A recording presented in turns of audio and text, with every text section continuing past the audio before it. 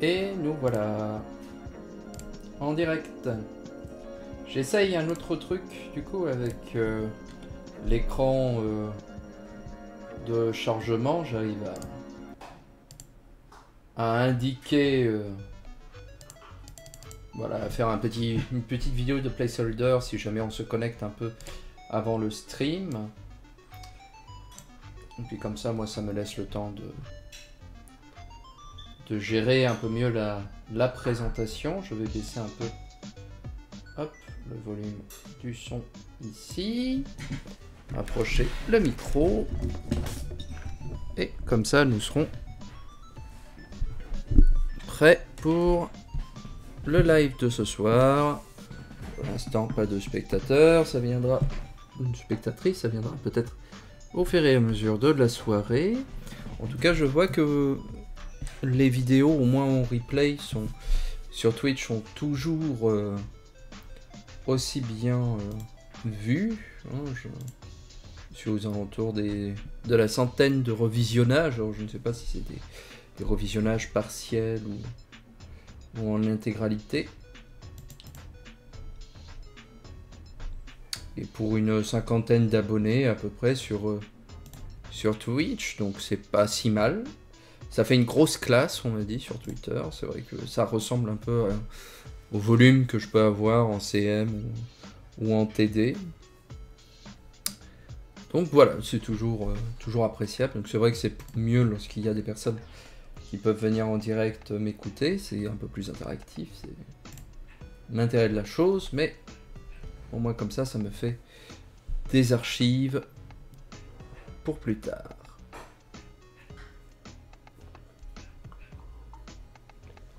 Alors,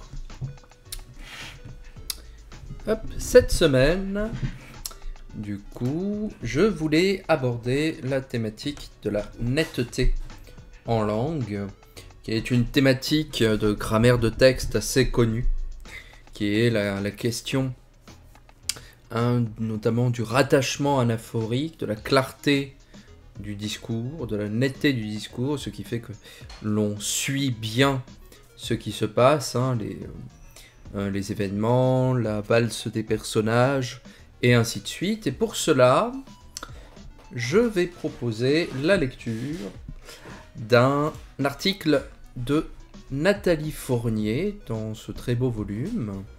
La gestion des anaphoriques en discours au XVIIe siècle, exemple du cardinal de Ré, avec donc un article de celle qui fut ma directrice de thèse de doctorat, qui est maintenant émérite, donc qui est en dehors de l'université, mais tout en y restant, et qui m'a fait le plaisir récemment de m'envoyer son dernier ouvrage. Hop. Donc on va faire un peu de promotion linguistique, voir un peu ce qu'a fait cette chercheuse émérite, dans tous les sens du terme, à l'université française, et pour le français classique, la connaissance du français classique. Nathalie Fournier est effectivement une chercheuse qui a beaucoup travaillé sur la langue du XVIIe siècle, ce qu'on appelle à proprement parler le français classique. C'est une période un peu difficile à catégoriser du point de vue linguistique. Je vous renvoie à un stream antécédent sur la périodisation du français, hein, où on avait discuté à partir d'un article de Wendy R.S. Bennett, notamment et al., de cette dynamique-là. Donc elle a beaucoup travaillé sur cette période-là. Elle a fait sa thèse d'état, hein, avant que ce n'était pas une thèse de doctorat à l'époque, c'était une thèse d'état, sur l'aparté au théâtre, hein, et notamment au théâtre classique. Donc ça, c'est quelque chose qui a été édité, et depuis, elle a focalisé notamment son énergie sur la grammaire textuelle diachronique du français classique, et ça a culminé, hein, un de ses ouvrages les plus célèbres, hein, pour les chercheurs et les étudiants, c'est celui-ci, hein, Grammaire du français classique. Alors ça, c'est une édition de 2002, hein, le livre a été réédité, je crois, hein, chez Belin Supérieur, hein, qui est donc, comme son nom l'indique, une grammaire dédiée à la langue du XVIIe siècle, avec énormément d'exemples, des points de terminologie lorsque l'on aborde des choses moins obscures. C'est un extrait de ce texte-là que vous avez en bandeau sur la chaîne Twitch et sur Questions de langue et sur la chaîne YouTube. Donc c'était ma façon à moi de rendre hommage à cette grande dame sans qui je ne serais pas en train de parler de ça ce soir, de linguistique, celle qui m'a appris les rudiments du métier, voilà, qui a essayé de me transmettre sa finesse, sa hauteur de vue, sa discipline, son travail, sa curiosité intellectuelle. J'espère que j'ai réussi à avoir ne serait-ce qu'un chouïa de tout ça, et que je parviens à me montrer digne de ce qu'elle a pu m'apprendre pendant toutes ces années de formation que j'ai eu à ses côtés. Et Nathalie Fournier, au-delà de son travail sur la langue classique, je vous renvoie à ses travaux, aux bibliographies qui sont en ligne, est notamment connue pour avoir été l'une des premières, si ce n'est la première en France, à intégrer au sein de ses analyses sur la langue du temps des commentaires des grammairiens de l'époque, Vaugelas en premier lieu, donc vous voyez le portrait ci-dessous, en dessous de moi, mais également Houdin, Maupas, Maigret, bonsoir, merci d'être là. Donc Houdin, Maupas, Maigret, Régnier Desmarais, Furtière, etc. Plein de noms qui aujourd'hui sont les messieurs de Port-Royal, etc. Donc bien des noms qui avaient été plus ou moins oubliés, ou du moins mis de côté, comme relevant non pas de la linguistique, mais de l'histoire de la grammaire, ce qui est parfaitement vrai. Mais Nathalie Fournier a été la première à montrer que les commentaires de ces grammairiens et remarqueurs sur leur propre langue, sur la langue du XVIIe, étaient un moyen pour nous d'entrer dans la compréhension de cette langue, en plus de tous les observables linguistiques que l'on pouvait avoir par l'intermédiaire d'une étude. Je passe voir s'il y a de quoi même linguistiquer par ici, apprendre des choses en passant évidemment. Merci d'être passé, je sais pas si ça va être... s'il va y avoir des dank memes ce soir, mais donc c'est pour ça que je vous recommande de revenir tous les jeudis, au cas où, on sait jamais. Il faudrait pas que quelque chose vous passe sous le nez. Et donc, les commentaires des grammairiens que l'on a sur la langue du XVIIe siècle, le rendez-vous est pris avec plaisir, tous les jeudis soirs, de 20h à 22h, 22h30, sans doute jusqu'à juillet, je pense, et puis ensuite on verra à la rentrée si j'ai le temps de reprendre ça sous le même format, mais on verra. Donc ces commentaires de grammairiens sont utiles. Alors il faut toujours les pondérer, les prendre avec des pincettes, parce que bon, les chercheurs, les grammairiens ne sont jamais des sources de première main, mais ça nous permet d'avoir une idée de ce sur quoi les débats linguistiques du temps se portaient, et surtout d'avoir accès occasionnellement à des jugements de grammaticalité qui nous sont très utiles. Parce qu'évidemment, en tant que locuteur, locutrice du XXIe siècle, on ne peut pas savoir, en lisant une phrase composée par quelqu'un du XVIIe siècle, si cette phrase était sentie à l'époque comme naturelle ou non, si elle était belle, si elle était compréhensible comme nous la comprenons. Et donc, les grammairiens nous permettent d'entrer un peu dans cette logique grammaticale de l'époque, notamment concernant les grands auteurs, parce que c'est ça aussi, bon, comme encore maintenant, beaucoup de grammaires citent les grands auteurs qui ont déjà des phrases, des expressions un peu archaïsantes, un peu vieillies par rapport à leur période, mais il y a aussi cette idée que les grammairiens du temps, les remarqueurs du temps, étaient aussi assez sensibles à l'époque, aussi à la façon dont les gens parlaient réellement. Vaugelas le premier que l'on peut faire avec un peu d'anachronisme. On peut le considérer comme le premier sociolinguiste de l'histoire, au moins de l'histoire française, avec beaucoup de précautions et de pincettes, mais il a en tout cas un sentiment de langue sur les niveaux, les registres, voilà, que les gens n'avaient pas auparavant. Et ce qui est intéressant aussi dans cette histoire, mais ce qui est compliqué, c'est de voir toute l'évolution du métalangage qui a accompagné l'histoire de la grammaire française. Par exemple, j'ai fait un article il y a quelques années de ça sur la classe, le paradigme du déterminant en grammaire classique. Puisque le déterminant n'est pas une catégorie grammaticale qui est reconnue à l'époque par les grammairiens, il faut attendre le XVIIIe siècle. Tout simplement parce qu'on est encore dans une logique de la grammaire très latine, et qu'en latin, il n'y a pas de déterminant pour la tradition latine, il y a des adjectifs ou des éléments satellites au nom qui vont indiquer différentes informations, mais il n'y a pas de déterminant comme en français. Et donc les grammairiens du temps n'en voyaient pas non plus en langue française, et considéraient que le français, comme il venait du latin, était forcément une langue casuelle, et ainsi de suite.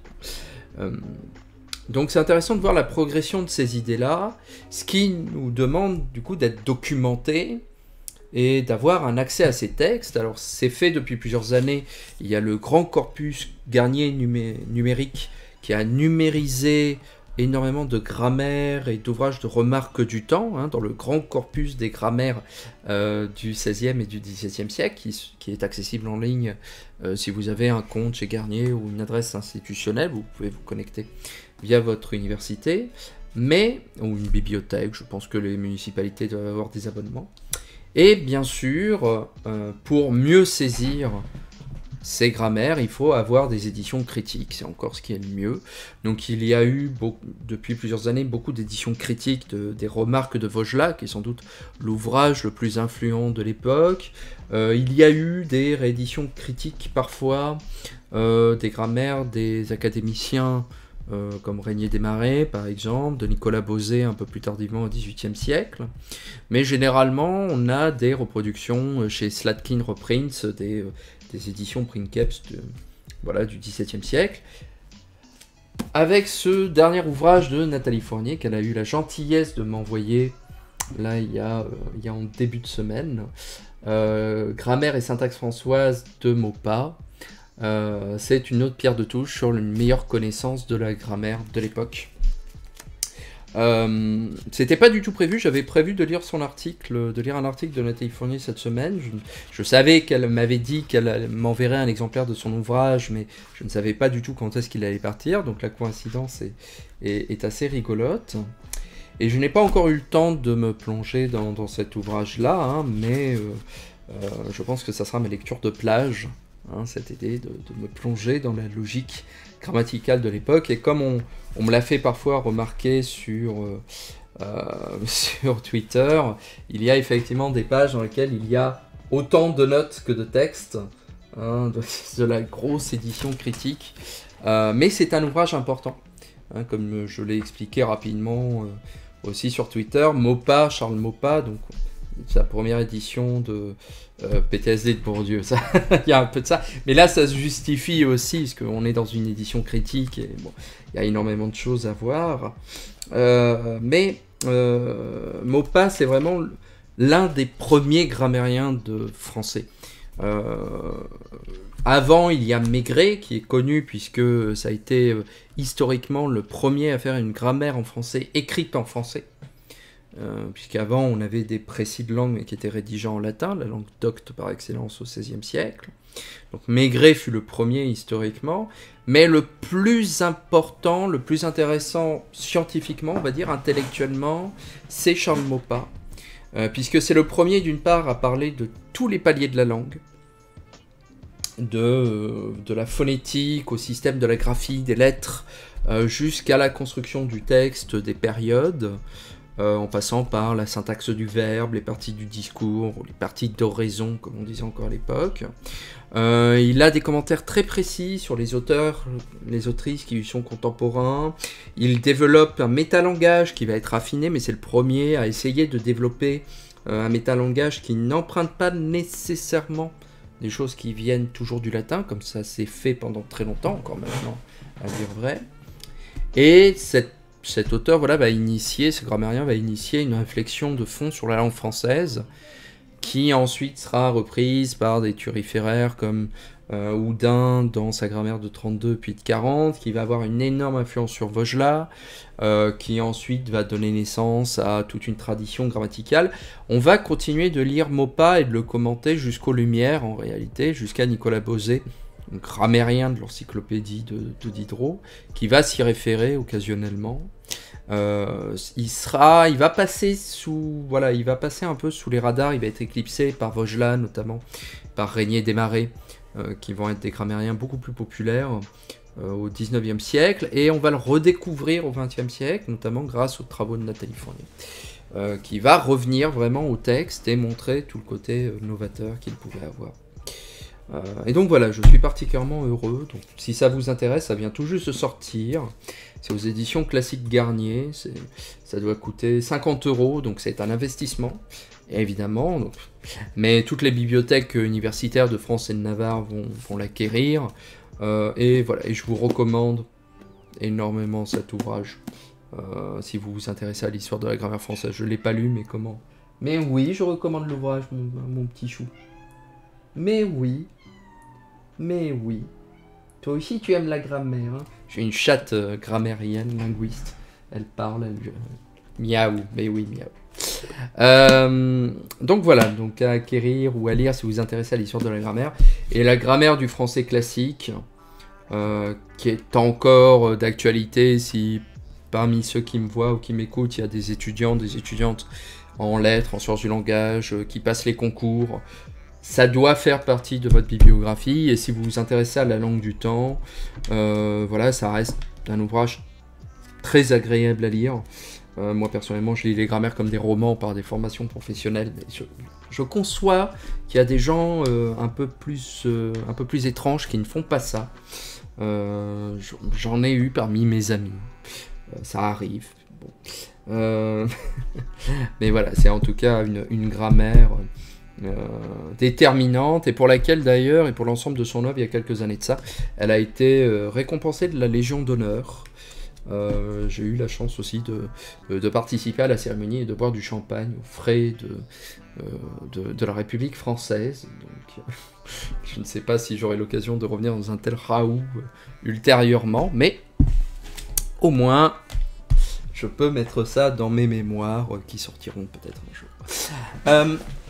Partant, après cette longue introduction sur la chercheuse qu'est Nathalie Fournier, venons-en donc au sujet du stream de ce soir. Donc son article de 2008, donc, qui était paru dans ce volume collectif Discours, diachronie stylistique du français, qui était des mélanges, des études dédiées à Bernard Combette, qui est aussi un des grands noms de la linguistique française diachronique aujourd'hui, dont on lira vraisemblablement un jour un article, un ouvrage collectif paru en 2008, par là aussi des grands noms de la diachronie du français vivant aujourd'hui, Olivier Bertrand, Sophie Prévost, Michel Charolles, dont on a lu un article récemment, Jacques François et Catherine Schnedeker.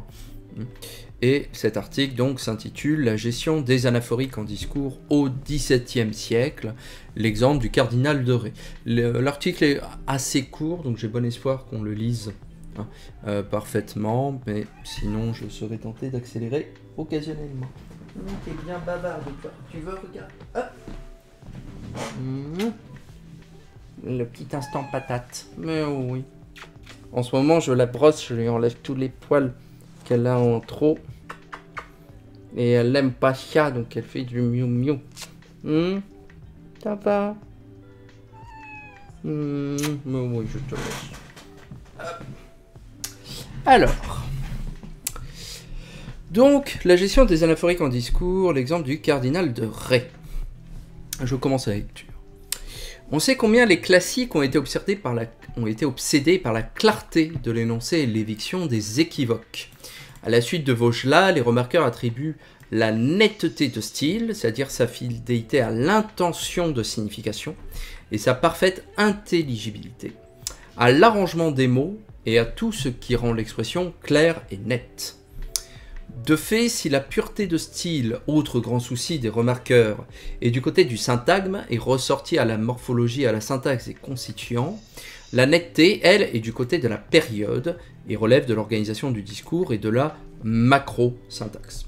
Donc là, on voit une partie du système conceptuel des remarqueurs de l'époque. Vous avez d'un côté la pureté de style, qui correspond grosso modo à éviter le burlesque, qui à l'époque est entendu comme un mélange de vocabulaire haut et de vocabulaire bas, hein, au sein d'un même mot, hein, d'un même syntagme, d'une même période.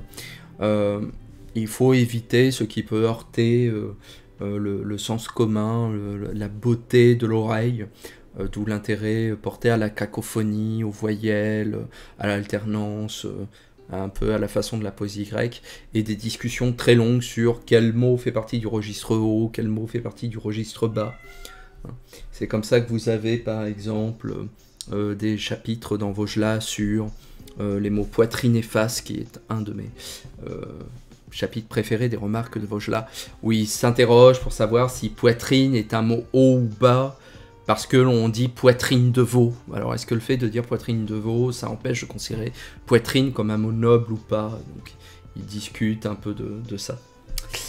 Et de l'autre côté, donc à côté de cette pureté de style, il y a la netteté du discours, qui est due justement, hein, si on continue, à la alors les vices contre la netteté, puisqu'on ne définit jamais, c'est ça qui est intéressant chez Vaugelas, chez les auteurs du temps, on ne définit jamais positivement ce que sont les choses, mais on donne des exemples de ce qu'il faut éviter. Donc il faut réfléchir un peu. Donc il faut éviter d'une part les vices contre la netteté, la mauvaise situation des mots, source des transpositions qui contreviennent à l'ordre naturel du discours. Hein, donc par exemple, mettre un adverbe avant le verbe, mettre un adjectif avant ou après le nom alors qu'il faut faire le contraire. Bon. D'autre part, les équivoques nés d'un mauvais contrôle des termes anaphoriques. Ces deux sortes de vices n'en font en fait qu'un. Il s'agit toujours d'équivoques dans le rattachement, syntaxique ou référentiel des constituants, nés d'une mauvaise situation des mots et d'un conflit mal réglé entre le sens et la construction des paroles. À un même vice, le même remède. En cas d'équivoque, il faut donner un autre tour à la phrase ou la changer, c'est-à-dire modifier l'ordre des mots. La volonté de réglementation de l'usage dont témoignent les remarqueurs est d'autant plus pressante et frappante que celui-ci se caractérise par une très grande liberté en matière de rattachement syntaxique et référentiel et qu'il fait, au rebours des théoriciens, pleinement confiance au sens et à la force de la matière.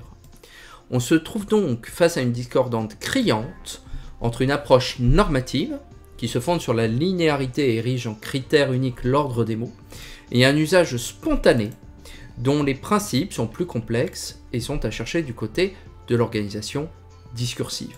Alors sans surprise aucun, on voit ici une opposition assez connue en sciences du langage entre le syntagme et le paradigme, entre le syntagmatique qui régit la linéarité du discours, puisque que ce soit à l'écrit ou à l'oral, on est bien obligé d'ordonner spatialement ou temporellement les mots, hein, à l'écrit les uns après les autres, hein, que l'on écrive de la gauche vers la droite, de la droite vers la gauche ou que sais-je, à l'oral selon un critère temporel, hein, on ne peut que dire les mots les uns après les autres, hein.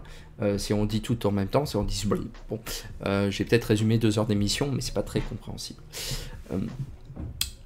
Et de l'autre côté, il y a cette dissonance également que l'on a beaucoup à l'époque classique entre le normatif et le spontané, qui va être porté au nu au XVIIIe siècle, parce qu'il faut à la fois avoir un discours très policé sur le rattachement, sur les règles grammaticales que l'on établit à ce moment-là du temps, mais de l'autre côté, il faut aussi qu'on donne un effet de naturel au discours, comme si tout ça sortait d'un seul jet. Hein, il faut que ce soit spontané, il faut que ce soit naturel, sauf que des fois, bon, il y a des tensions entre les deux, il y a une discordance, hein, comme dit Nathalie Fournier. Donc, il faut gérer ça. Hein, et c'est un discours que l'on va retrouver au 18e, au 19e, même encore maintenant, hein, et qu'il faut donc du coup travailler. Avec la prise en compte de la dimension textuelle, à laquelle nous invite l'usage classique, nous sommes là dans un domaine que les travaux de Bernard Combet ont particulièrement illustré, en particulier dans le vaste champ des constructions détachées, et dont nous retiendrons la remise en question d'une approche purement syntaxique ou positionnelle des phénomènes de coréférence, pour prendre en compte le contexte et sa structuration informative, c'est-à-dire de quelle façon l'information se répartit dans le temps.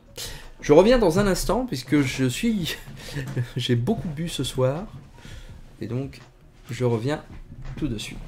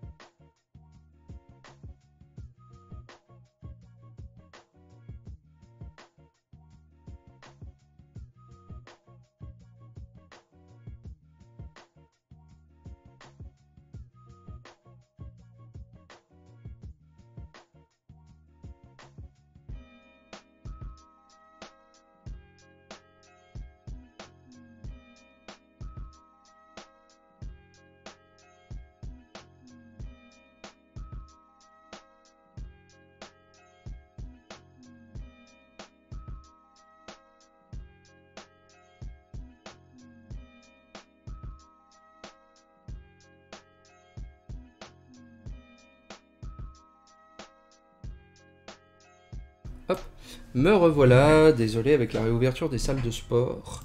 Je me suis précipité, comme il a fait très chaud, j'ai beaucoup bu également. Donc, si je reprends, donc structuration informative, la façon dont l'information se répartit dans le temps, hein, ou dans l'espace de la page. Approche syntaxique, nous sommes en termes de fonction grammaticale, c'est-à-dire les rôles sémantiques que les syntagmes, les suites de mots occupent généralement autour du verbe conjugué de la phrase, du verbe principal de la phrase ou de la période, et le critère positionnel, hein, c'est-à-dire sa position, hein, première, deuxième, troisième position dans la linéarité de l'écriture. Dans cet article, nous envisagerons les problèmes posés par la gestion des anaphoriques, c'est-à-dire les formes de rappel, hein, du type les pronoms il, Jean, il, etc. Dans les textes classiques, notre contribution sera en deux temps. Nous examinerons d'abord les principes présidant à la recherche du bon référent, en contrastant l'approche positionnelle des remarqueurs classiques et une approche cognitive en termes de science. Nous proposerons ensuite, à partir de l'exemple du cardinal de Ré, de traiter l'anaphore en discours comme le résultat de la gestion des différents critères de science présidant au recrutement de l'antécédent, puis d'envisager son rôle au niveau de la structuration informative de l'énoncé.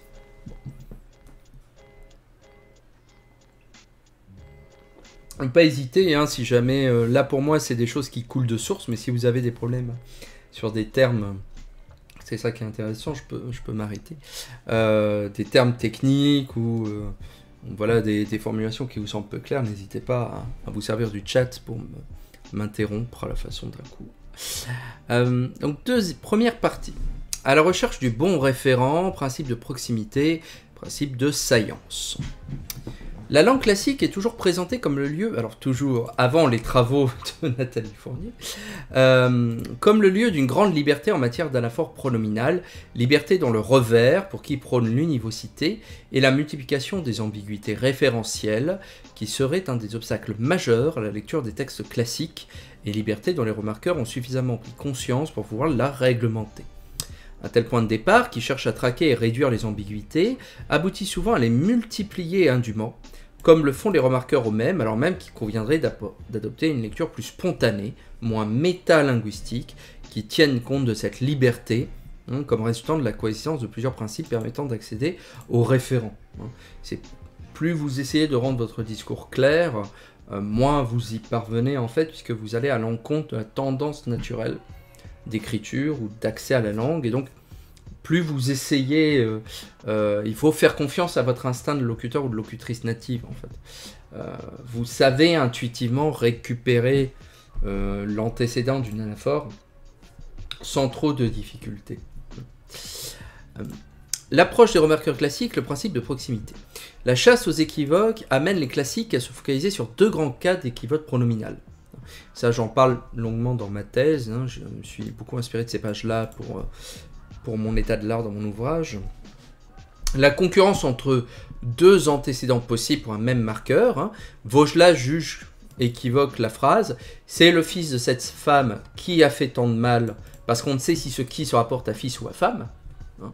C'est le fils de cette femme qui a fait tant de mal. Et donc il demande, c'est pour ça que cette phrase m'intéressait, de remplacer qui par lequel ou laquelle, en fonction du rattachement. Ou bien la no-conréférence de 2 occurrences successives. Hein, Bourg édicte-t-il la consigne suivante: je ne voudrais point mettre dans une même période de il ou de lui de suite qui se rapporterait à diverses choses. Et il illustre l'exemple rivalisant d'obscurité de type de ceux ici, qui est assez célèbre. Samuel offrit son holocauste à Dieu. Et il lui fut si agréable qu'il lança au même moment de grands tonnerres contre les Philistins. Hein, avec le premier il qui renvoie à l'holocauste et le deuxième qui renvoie à Dieu. Une phrase tout à fait naturelle. C'est comme dira Sioufi, il y a une volonté, Gilles Sioufi, grand chercheur de la période classique, il y a une volonté de chercher l'ambiguïté artificiellement, comme si on devait uniquement se servir des outils de la grammaire. Alors que, comme on va le voir, on ne fait jamais ça. La grammaire est une porte d'entrée pour lire un texte, mais on en a d'autres, et heureusement, parce que sans ça, on ne pourrait pas se comprendre. Et ce sont des choses dont on a discuté d'ailleurs lorsque l'on parlait de pertinence du discours dans l'article que j'ai commenté de Michel Charolles il y a 2 semaines de ça. Vaugelas comme Bourg attribue ces équivoques au conflit entre la construction des paroles, qui recrute comme antécédent le substantif le plus proche, et le sens ou la force de la matière, qui invite à recruter un autre antécédent. Je vois bien que de trouver de la recommandation aux paroles, c'est chose que malaisément je puis espérer de ma fortune. Voilà pourquoi je la cherche aux effets. Cela est équivoque, car selon le sens, il se rapporte à recommandation, et selon la construction, il se rapporte à fortune, qui est le substantif le plus proche. Ou bien Bourg, Scipion doit être en cela leur modèle, comme en tout le reste. Tite-Live va remarquer que quand il a assiégé Carthagène, comme il est équivoque entre Scipion, à qui il se rapporte par la force de la matière, et Tite-Live à qui il se rapporte par la construction des mots, ne faudrait-il point répéter Scipion ou dire ce grand capitaine pour une netteté parfaite. Pour éviter ces équivoques, ils choisissent d'édicter en règle absolue la construction des paroles, c'est-à-dire la règle de proximité, selon laquelle le pronom anaphorique doit référer au gène le plus proche du cotexte gauche. Cette règle se fonde sur la linéarité du discours, le bon référent et le premier à la gauche du marqueur anaphorique. Cette règle a l'avantage de la simplicité, c'est pourquoi les remarqueurs vont l'ériger en règle unique, mais le grand inconvénient, les mêmes reconneurs le reconnaissent, c'est qu'elle se heurte à un autre principe qui est la force de la matière, principe cognitif, c'est le sens qui quitte l'accès au bon référent. Ça, on en a parlé, notamment la coïncidence entre la suite prédicative du texte et l'hypothèse de sélection anaphorique que l'on a opérée au moment du déchiffrage du texte ou de l'énoncé. Mais les remarqueurs ne font pas confiance au sens, ils le jugent trop labile, trop difficile à maîtriser. Me revoilà, j'espère que j'ai pas trop raté. Vous verrez bien si vous suivez, sinon ça sera en replay de toute façon 14 jours sur la chaîne Twitch, et puis ensuite à partir de demain ou de ce week-end ou plus tard sur la chaîne YouTube pour revenir périodiquement. Tout leur effort vise donc à réguler le principe d'accessibilité par des principes formels, au premier desquels figure la position.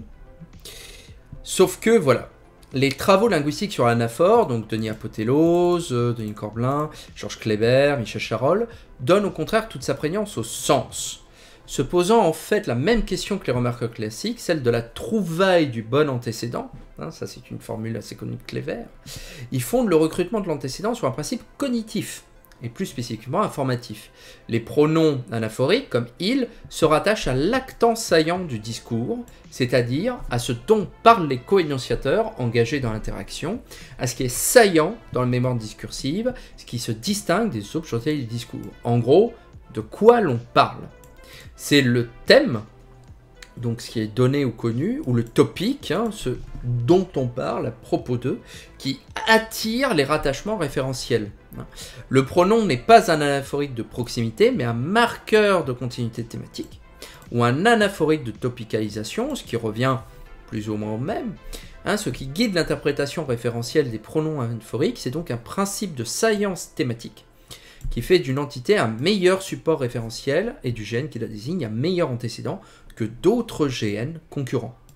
Grosso modo, si vous êtes à une terrasse de café, comme là ça viendrait ouvrir, et que tout d'un coup vous voyez arriver votre ami, votre co-énonciateur, votre co-énonciatrice, regarde dans la même direction de vous, le voit venir vers vous et que vous dites, ben le voilà qui arrive, vous n'allez pas chercher à savoir si on est en train de parler du serveur, du trottoir, de la boutique de macramé qui est au coin de la rue. Non, l'élément saillant, c'est ce qui arrive, ce qui fait l'objet du discours. Dans les textes, c'est pareil. Cette approche cognitive informatique peut prêter le flanc à des critiques. On peut lui reprocher son caractère trop intuitif, c'est-à-dire qu'on ne sait pas modéliser. Ça, c'est un grand problème dont on a parlé avec Michel Charol. On a encore du mal à savoir comment est-ce qu'on sait intuitivement de quoi l'on parle. Mais on peut essayer de l'ancrer sur des critères linguistiques. Critères morphologiques, hein, marque de genre et de nombre. Hein. Les pronoms anaphoriques, souvent en français, marquent le genre et le nombre, ce qui permet d'éliminer un certain nombre de candidats antécédents. Positionnel, distance de l'antécédent par rapport à l'anaphorique, syntaxique, les fonctions, sémantiques, etc., qui constituent des hiérarchies de science, dont on avait parlé lors de mon article avec Michel Charol. La science d'un GN ne peut être envisagée sous l'angle d'un critère unique, comme la position, mais comme le résultat de l'articulation et de la pondération variable de plusieurs critères. Si le problème inhérent aux échelles de science tient à leur multiplicité et à leur articulation, qui à la fois rend difficile de prédire le référent saillant et permet de justifier a posteriori n'importe quel référent saillant, leur avantage est qu'elles permettent une approche assez souple et dynamique des relations anaphoriques, qui semblent particulièrement bien adaptées à la langue classique.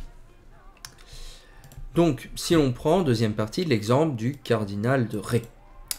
De ce qui précède, il résulte que la lecture des anaphores ne peut se faire à la seule lumière de la règle de proximité, mais qu'une approche cognitive leur est mieux adaptée.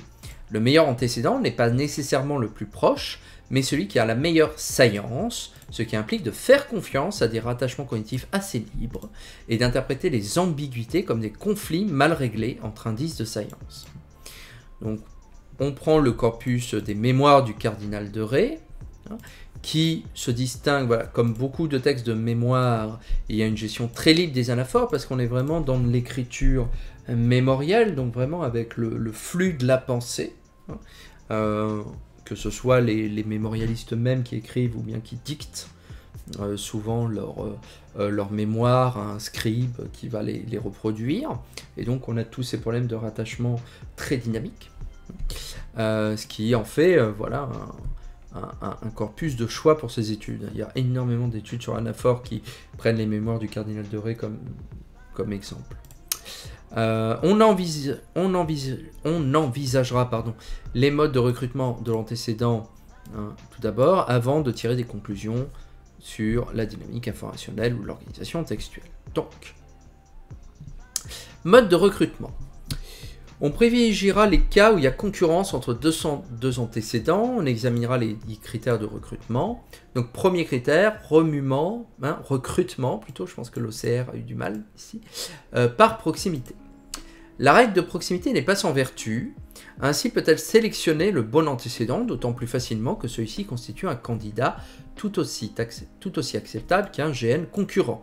C'est le cas de l'exemple 3 qui présente deux enchaînements par proximité, parfaitement naturels. Hein. Le cardinal me fit des honnêtetés extraordinaires, mais je remarquai qu'il observait avec application la manière dont Monsieur le Prince me traiterait.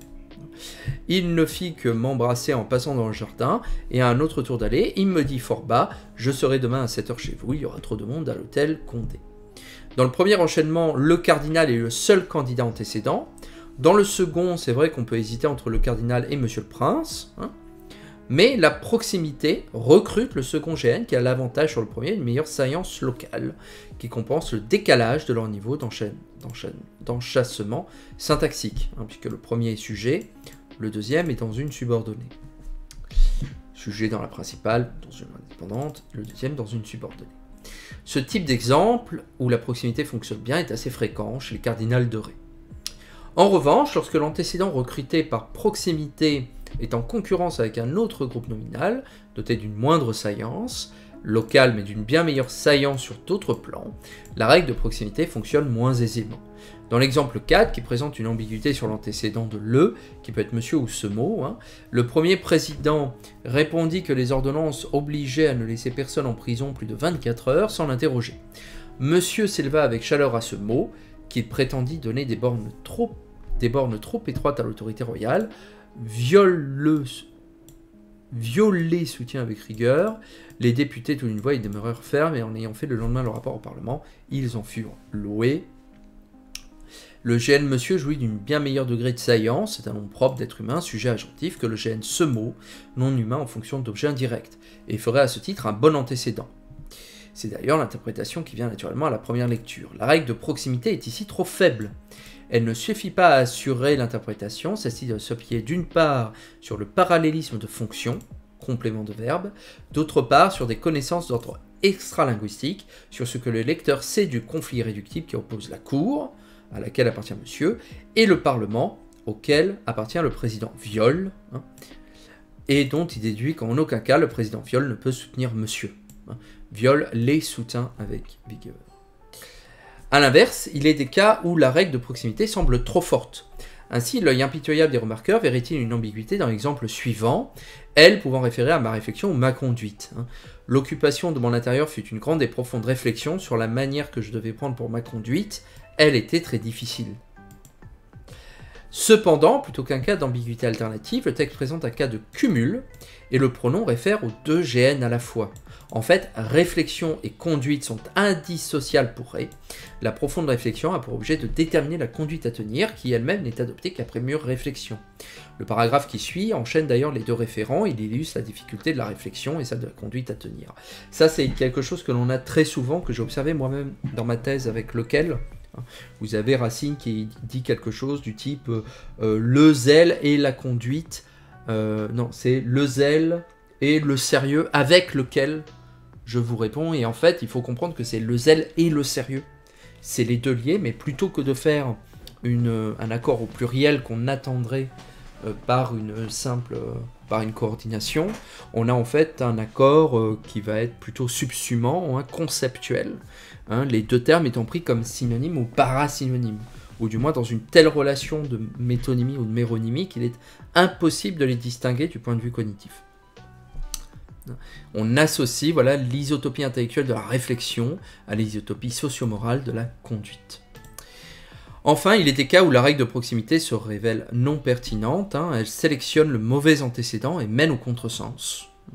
C'est le cas par exemple ici entre Ondedale et le cardinal. Ondedale m'a dit que le cardinal s'était moqué de lui avec propos de la légèreté des Français, mais il m'ajouta en même temps, etc. Et donc là, on comprend bien que l'on est dans une continuité discursive, on va dire situationnelle, où un personnage ayant déjà commencé à parler, on s'attend effectivement à ce qu'il poursuive. Le terme « ajouter » traduit bien une scène mentale de discours, et donc du coup il serait étonnant qu'il se rattache à un personnage qui ne parlait pas. Donc là on est vraiment dans une échelle plutôt énonciative, on va dire, de théâtre mental de la scène qui est en train de se jouer. Recrutement par morphologie. L'accord est parfois le critère décisif pour choisir le bon antécédent. Je ne me suis guère trouvé dans tout le cours de ma vie plus embarrassé que dans cette occasion. Je n'avais rien oublié pour faire que le Parlement ne désespéra pas la Cour, au moins jusqu'à ce que l'on eût pensé aux expédients de se défendre de ces insultes. Qui l'eût cru si elle l'eût bien su prendre son temps, ou plutôt si le retour de monsieur n'eût empêché de le prendre. Donc là, on a elle qui permet de lever l'ambiguïté, et donc là, on est dans un cas où, si on n'est pas dans la tête de l'auteur, il faut revenir méthodiquement sur les indices accessibles pour pouvoir comprendre le texte. Recrutement par hiérarchisation syntaxico-énonciative. Importance du critère énonciatif, repéré depuis très longtemps. Hein. On privilégie la référence au sujet principal plutôt que le référent le plus proche. Afin qu'il ne manquât aucun personnage au théâtre, le maréchal de la Meilleraie, qui jusque-là était demeuré très ferme avec moi à représenter la conséquence du tumulte, prit celui du capital. Il changea tout d'un coup, et de ton et de sentiment, et donc là, on revient sur le sujet, l'actant principal de la phrase antécédente. Ce mode de hiérarchisation est très fréquent chez le cardinal de Ré, en particulier dans les discours, où les reprises anaphoriques calquent la position hiérarchique des GN antécédents. Le premier GN est le sujet du verbe introducteur de discours rapporté, le second est le sujet de la complétive enchâssée. NV que NV, hein, il veut que il, etc. Cette hiérarchisation à la fois syntaxique, elle apparie les sujets de la matrice et ceux de la subordonnée, et énonciative, elle apparie les locuteurs premiers et les locuteurs seconds, et bien représentée chez Ré, permet d'interpréter des exemples parfois obscurs. La reprise de la structure peut être complète, comme dans l'exemple 6. Hein. Elle peut être partielle et ne concerner que la seule subordonnée, hein, dans lesquelles les il successifs, sujets des complétives enchâssés, il me dit, sont tous co-référents au GN Monsieur le Prince. Saint-Hybard était botté pour partir, quand Monsieur de Châtillon arriva chez moi, qui me dit en rentrant que Monsieur le Prince, qu'il venait de quitter, devait être à Rouelle le lendemain. Il ne fut pas difficile de le faire parler, parce qu'il était mon parent et mon ami. Il haïssait de plus extrêmement le cardinal, et ainsi de suite. On peut rattacher à ce principe de hiérarchisation un autre exemple, sur lequel je passe rapidement, c'est la même chose. Le recrutement par la valeur sémantique et la congruence contextuelle. L'exemple suivant présente une belle ambiguïté référentielle sur le pronom celle qui peut référer à la confiance ou la défiance.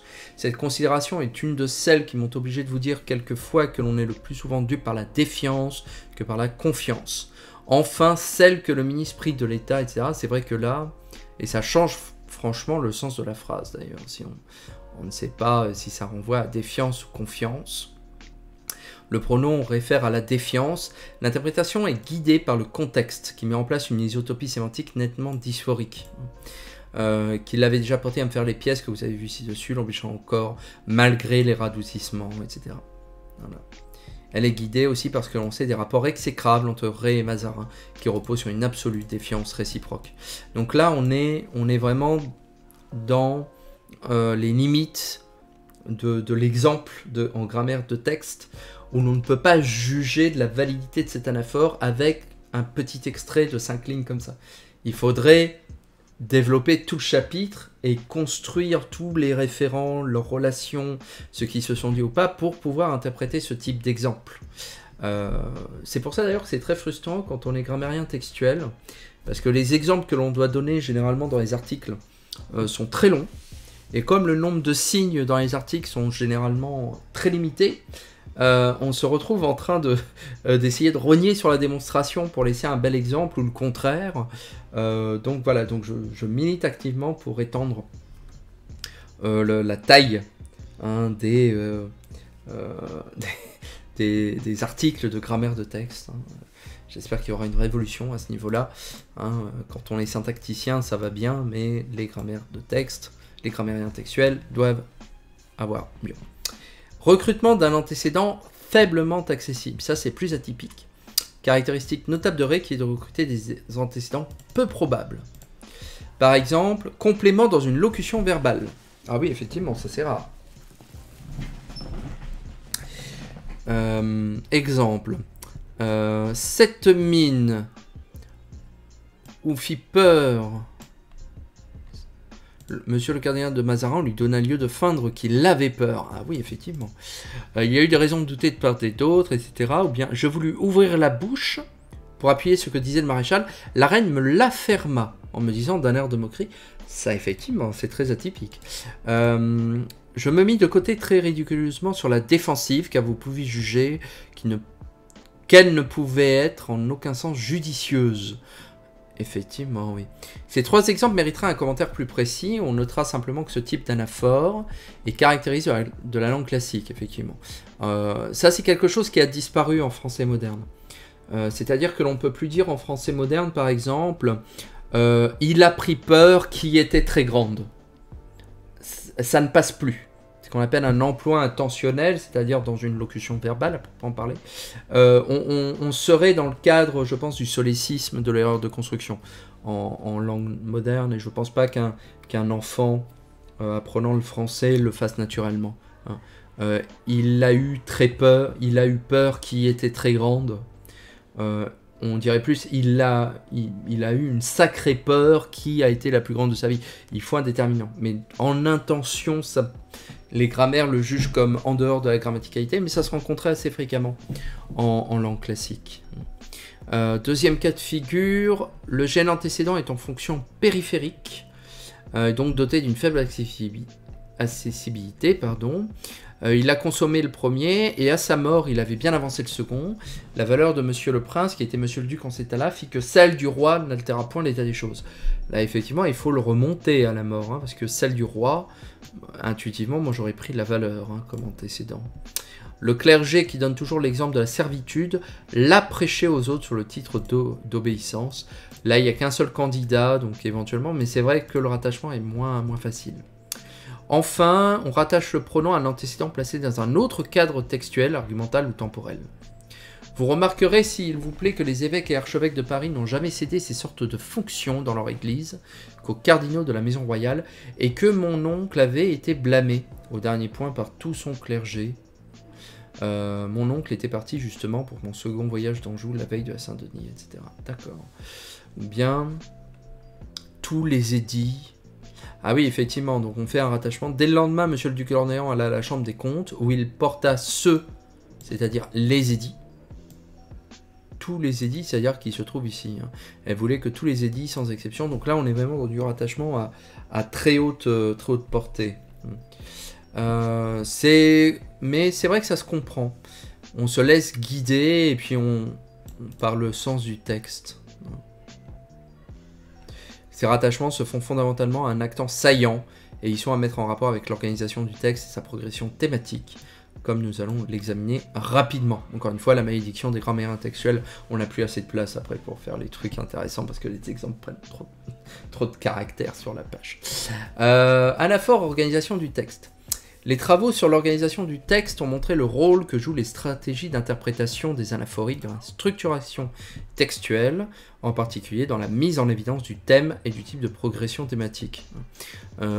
Interprétation par conservation de rôle, rappel du sujet syntaxique, thème constant, interprétation par proximité, ce qu'on appelle les progressions à thème constant, progression à thème lié, ça c'est des trucs qui sont connus depuis les années 80 sans trop de difficultés. Et c'est ce que l'on a dans le cardinal de Ré, par exemple. L'anaphore par proximité signale un changement de thème. On est dans une logique du type A, B, B, A. La reine m'y traita admirablement bien, elle faisait collation auprès de la grotte, elle affecta de me donner, etc., etc., etc. Le cardinal me fit des honnêtetés extraordinaires, mais je remarquai qu'il observait avec application la façon dont Monsieur le Prince me traitait. Il ne fit que m'embrasser, il me dit fort bas, etc. Donc on est vraiment, et là on suit vraiment le regard. Ré observe d'abord la reine, puis le cardinal, dont il suit le regard, puis il fixe son attention et celle de son lecteur sur Monsieur le Prince, et ainsi de suite. Donc on est vraiment dans une progression presque cinématographique, on va dire, du regard, qui va ou théâtral, qui va de personnage en personnage. On change de focus, on change de thème, au fur et à mesure, et les pronoms sont au service de cette progression sans la provoquer. Il y a un renversement en fait de la logique des remarqueurs classiques pour qui c'est le choix du pronom ou de la forme qui va déterminer le sens, alors que généralement c'est le contraire, c'est le sens, la progression cognitive qui influence les options anaphoriques que l'on va ensuite exploiter pour la construction du texte. Et souvent ça se passe bien, et des fois il y a des réglages à avoir en deuxième lecture, mais traditionnellement on arrive très finement à choisir les anaphores que l'on doit avoir. Lorsqu'elle recrute un antécédent de faible saillance, l'anaphore par proximité promeut cet antécédent en rang de thème secondaire, quasi parenthétique, c'est-à-dire en parenthèse, en secondaire. Le terme défensif est l'objet d'un commentaire énonciatif avant que le discours ne reprenne par un anaphore résomptif sautille sur l'ensemble de la phrase. Autre effet de ce type d'anaphore, l'enchaînement sur le mot, et même sur le jeu de mots ou la pointe, comme dans les exemples 13 ou 16, ce type d'enchaînement caractérise la manière théâtrale du Cardinal de Ré, son écriture très marquée par le dialogue dramatique. Il y a énormément de dialogue dans le Cardinal de Ré.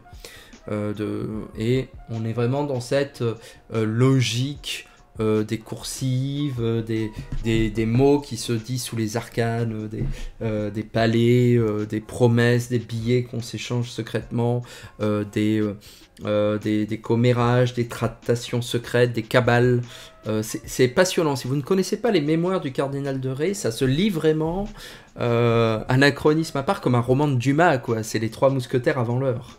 C'est brillant parce qu'il a fait partie de Fronde, il était contre Mazarin, il a sans doute lui-même beaucoup rédigé des mazarinades, il lançait des fausses rumeurs. C'est un personnage truculent, le Cardinal de Ré. Ses mémoires sont vraiment très drôles à lire. Si vous arrivez à passer au-delà de la langue, qui effectivement peut être un peu difficile d'accès si vous n'êtes pas habitué à la vraie langue classique, c'est vraiment truculent à lire. En revanche, je reprends, l'anaphore par hiérarchisation syntaxico-énonciative est une anaphore à portée plus longue qui remonte vers la gauche du texte en plaçant éventuellement par-dessus un candidat antécédent jugé négligeable pour se rattacher à un antécédent plus saillant. C'est le signe d'un maintien de thème. Ça, c'est assez logique. Et là, je crois qu'on arrive à la conclusion, donc on est à peu près à 1 heure d'émission. Je vais pouvoir lire la conclusion in extenso, parce que je la trouve très bien. Les mémoires de Ré sont un bon exemple de la gestion très souple des anaphoriques en français classique qui ne peut se réduire à l'application de règles rigides, comme la règle de proximité, mais qui se fondent sur la diversité des procédures de rattachement référentiel, qui trouvent leur cohérence dans le rattachement au thème discursif et leur contribution à l'organisation textuelle.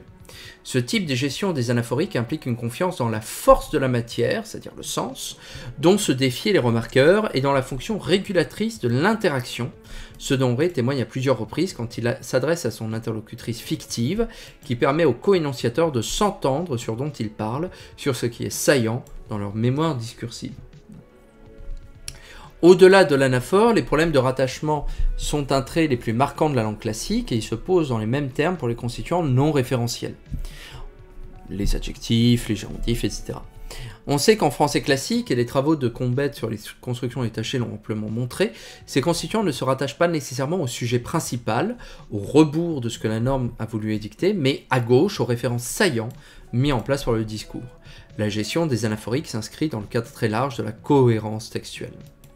Enfin, on peut se demander si la liberté du français classique en matière de rattachement anaphorique est définitivement perdue.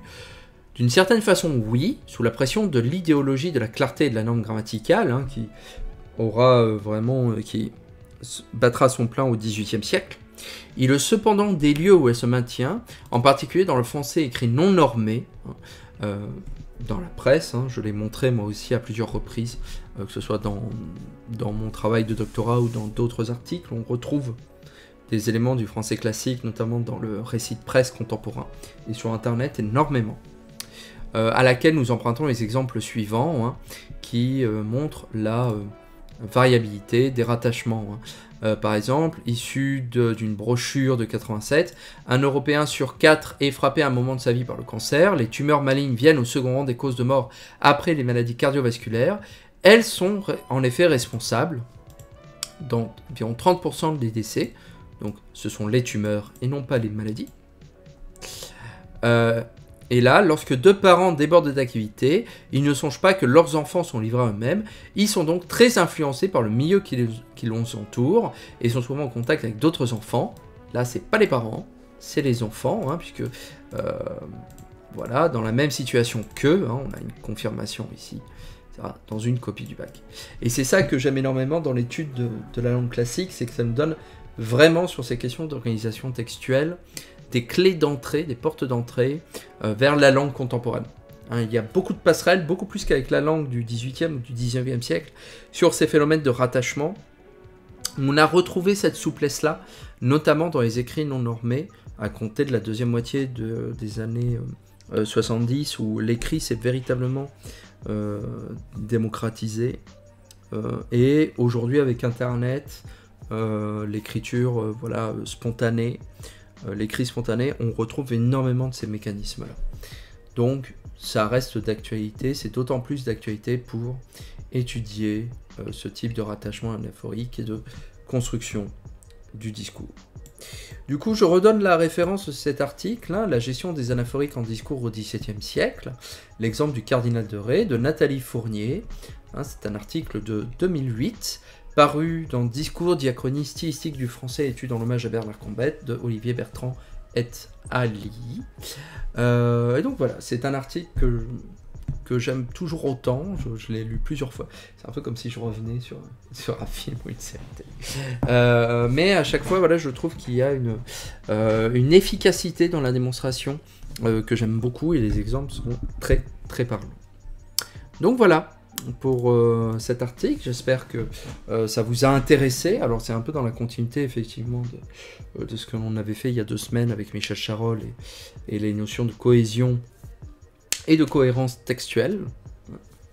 Mais voilà pour ce qui est de la lecture de cet article. Alors je ne sais pas s'il y a eu beaucoup de mématiques à faire avec ce qui s'est passé ce soir. Vous me direz hein, si vous avez trouvé des choses à m'aimer. Hop, alors, je vais faire, même si j'ai pas tout compris, j'avoue. C'est pour ça, vous étiez peut-être absent lorsque je l'ai dit, mais il ne faut pas hésiter à poser des questions dans le chat, à m'arrêter, à me demander de revenir si je passe un peu trop vite, parce que ça, c'est des choses que je connais bien, évidemment, puisque je les travaille.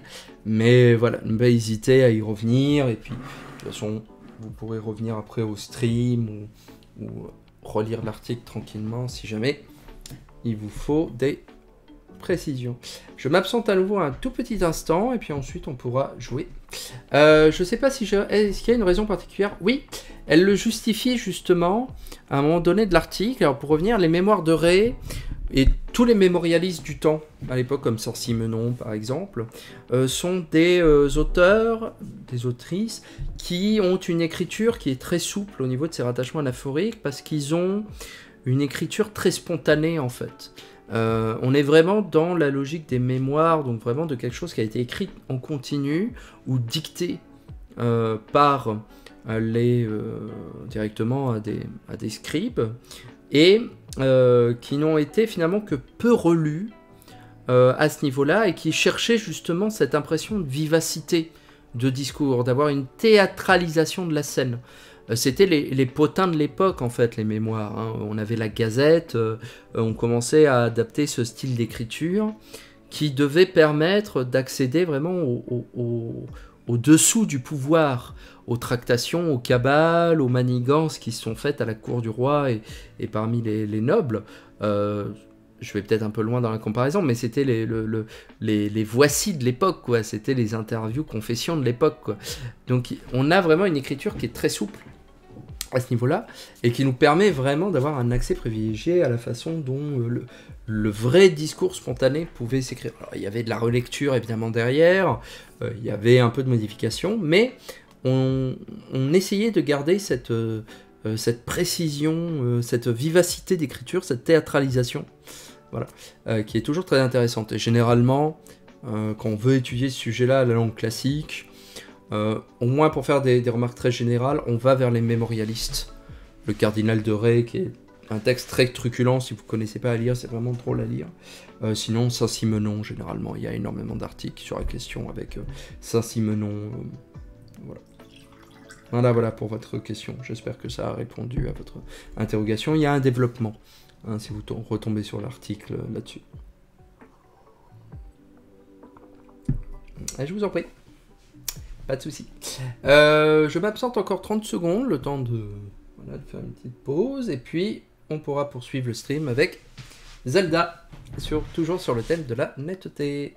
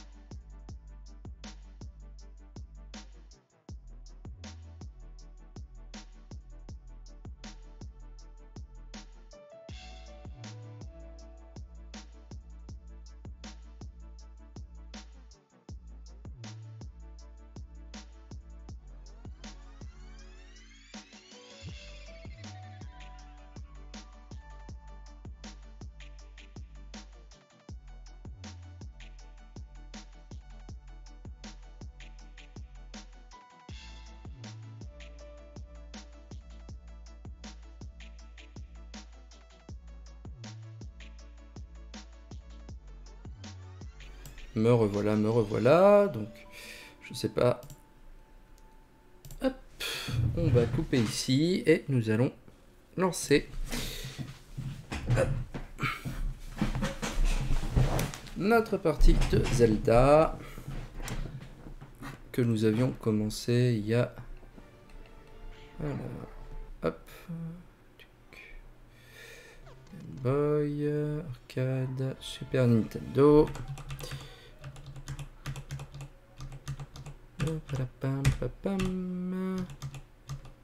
Alors, où es-tu, mon petit Zelda? Hop. Et nous allons charger notre sauvegarde de la fois dernière. Ah!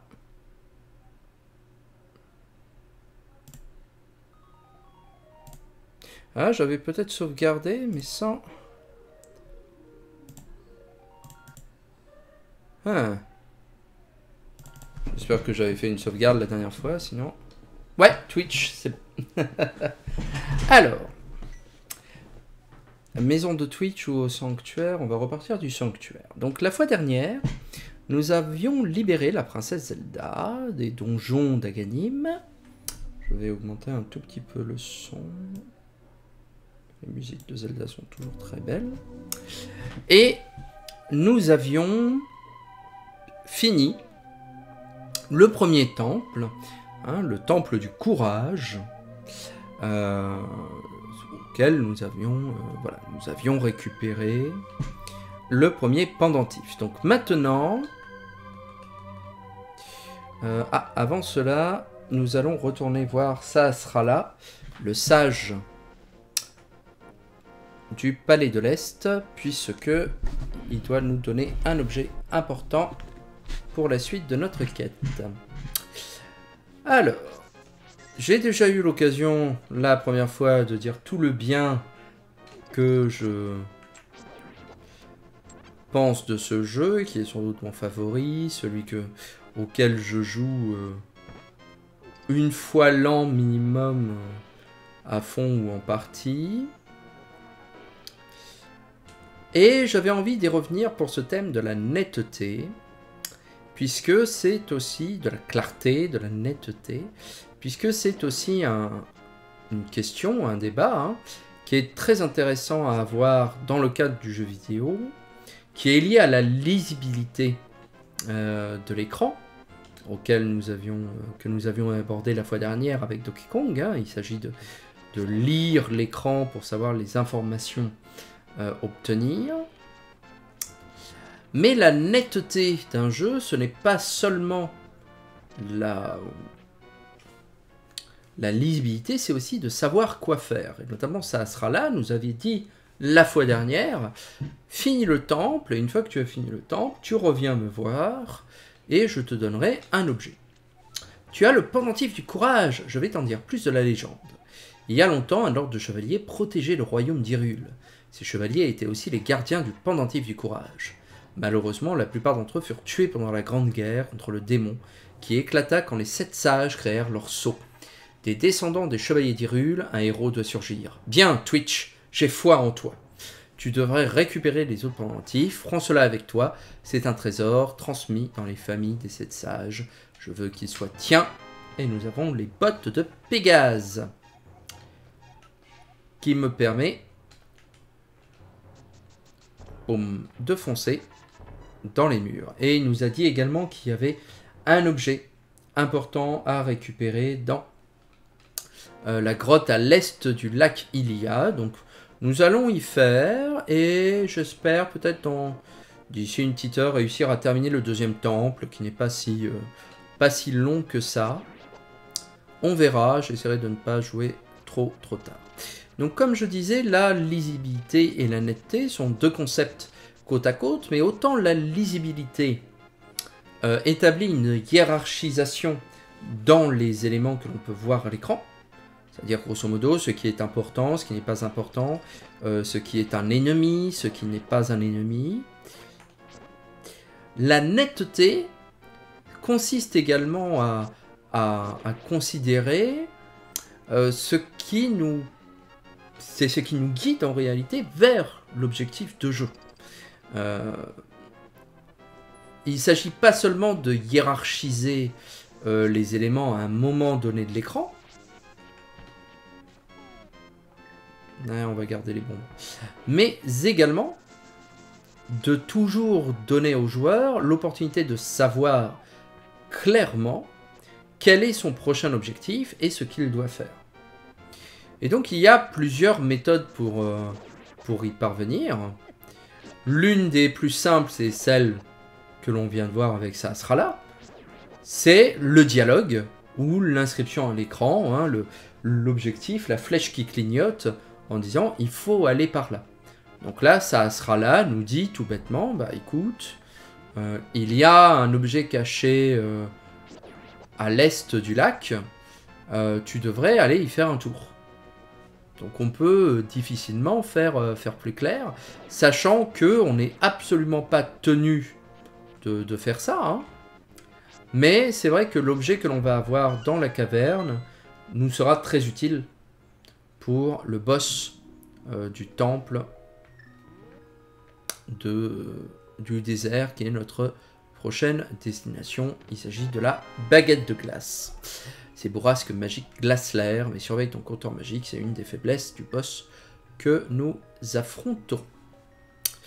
Je viens de voir que j'avais récupéré le champignon aussi, je pensais ne pas l'avoir eu la dernière fois, donc c'est tant mieux, j'ai été prévoyant.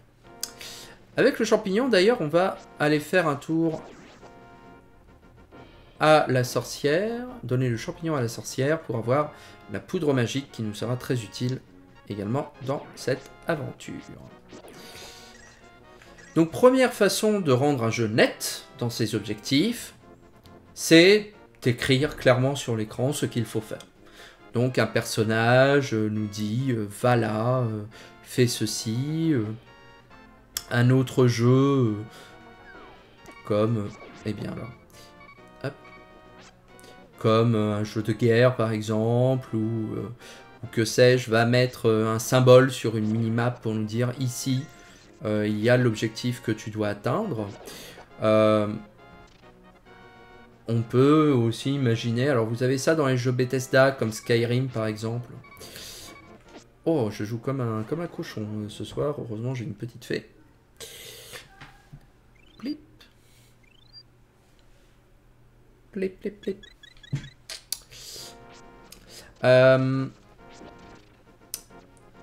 Les jeux comme Skyrim, donc par exemple, mettent au sol un guide lumineux, un chemin lumineux qui nous permet de retrouver le... Ah, j'ai envie de t'embêter. Qui nous permet de retrouver le chemin. Alors, ce qui est parfois pratique dans Skyrim, je m'en suis servi plus d'une fois, parce que certains donjons ont une tendance au labyrinthisme qui peuvent les rendre pas très agréables à traverser. Donc, bon. Voilà.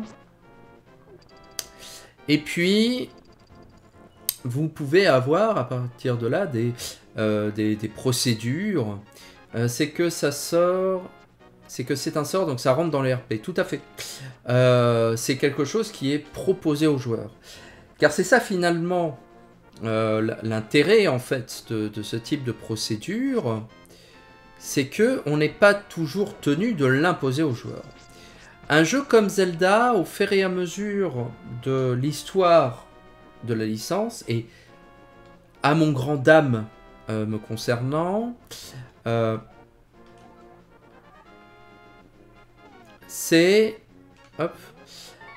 que Zelda a tendance à être un peu plus dirigiste justement dans les objectifs qu'il donne. C'est-à-dire un jeu comme celui-ci occasionnellement va nous dire voilà ton prochain objectif. Il le note d'ailleurs. Je crois qu'il suffit juste de changer d'écran pour avoir la poudre magique. Il nous dit voilà, retourne me voir pour avoir cet objet, ou bien va dans la grotte à l'est, ou bien... Non, vraiment pas? D'accord, je croyais que c'était plus tard. Donc voilà, mais en soi, le jeu ne nous y oblige pas stricto sensu. Hein, ce qui va en fait nous obliger à avoir cet objet-là en particulier, c'est le fait tout simplement d'être bloqué dans l'aventure, parce qu'il va nous manquer un objet, comme ici les bottes de Pégase, on va en avoir besoin pour accéder au deuxième donjon, et si on ne les a pas, ben on est tenu finalement de suivre la consigne du jeu pour obtenir l'objet en question. Dans les jeux Zelda plus récents, alors moins dans Breath of the Wild qui a vraiment rompu avec cette tendance, mais dans beaucoup de jeux Zelda avant cela, Skyward Sword, Twilight Princess et ainsi de suite, si on ne suivait pas à la lettre le défilement du jeu, on était coincé, on ne pouvait rien faire. La liberté d'action était très limitée, malheureusement. Hop, et on a besoin des bottes dans Zelda pour avoir ce livre qui se trouve ici et auquel on ne peut accéder qu'en fonçant dans l'étagère. Hein. J'espère que l'on ne reproduira pas dans les bibliothèques universitaires, déconfinement ou pas. Le livre de Mudora nous permet de déchiffrer les livres anciens, donc là aussi je pense qu'il faut fouiller là-dedans aussi mon intérêt pour l'histoire de la langue et la grammaire. Hein. C'est rare un jeu comme ça qui nous propose un objet qui nous permet de déchiffrer. Oh, viens là, toi. De déchiffrer l'ancienne langue ilienne. Vous avez les jeux également qui n'ont aucun objectif affichable à l'écran, qui vous laissent le plaisir de trouver vous-même l'objectif.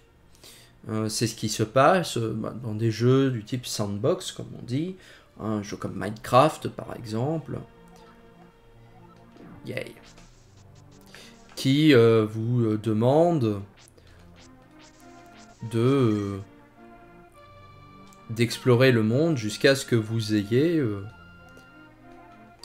trouvé quelque chose à faire, si vous voulez faire quelque chose.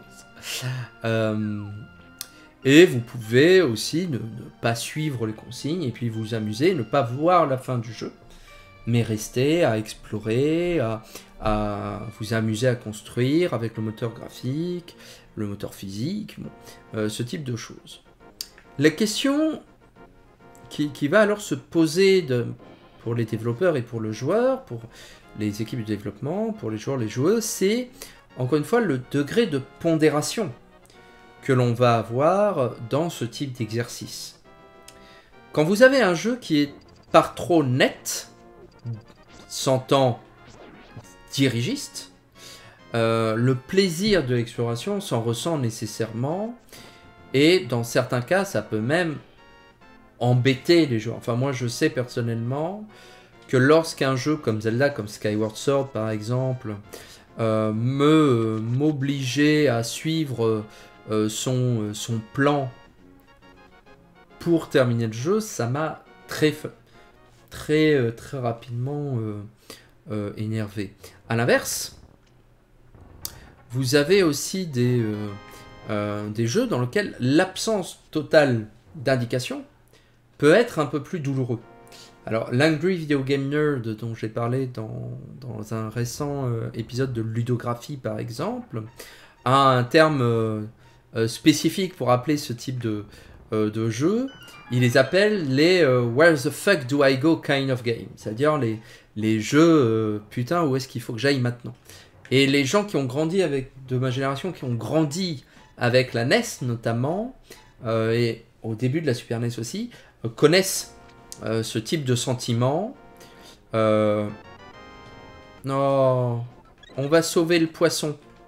Parce que les poissons sont gentils. Viens là. Viens là. Allez, allez, viens. Poiscaille. Voilà. Il y a une petite mare en haut. On va te sauver. Et donc... Hop. Yay. C'est un secret. Et comme ça, il nous donne un peu d'argent.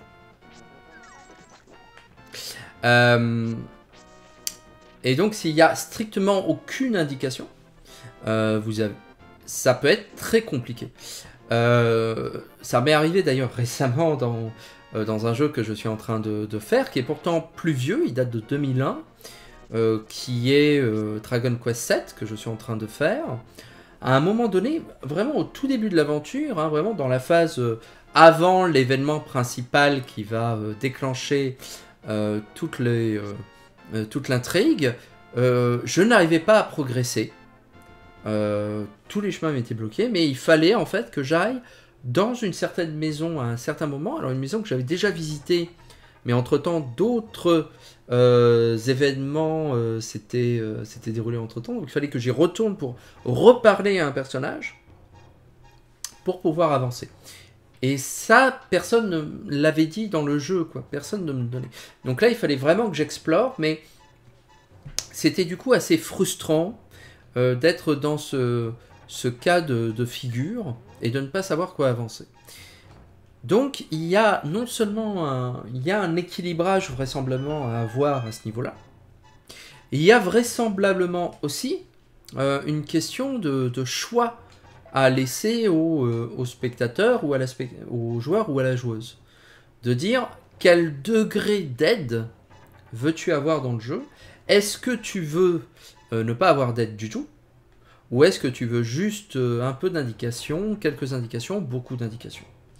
Et ça, c'est une option d'accessibilité qui commence à apparaître dans les jeux. Et donc qui sont d'une grande aide hein, pour la conduite de la partie. Pour les gens plus jeunes comme moi, c'est parfois difficile de résister à chercher sur internet dans ces cas de figure. Bah, c'est ce que j'ai fini par faire en fait dans le cas de Dragon Quest.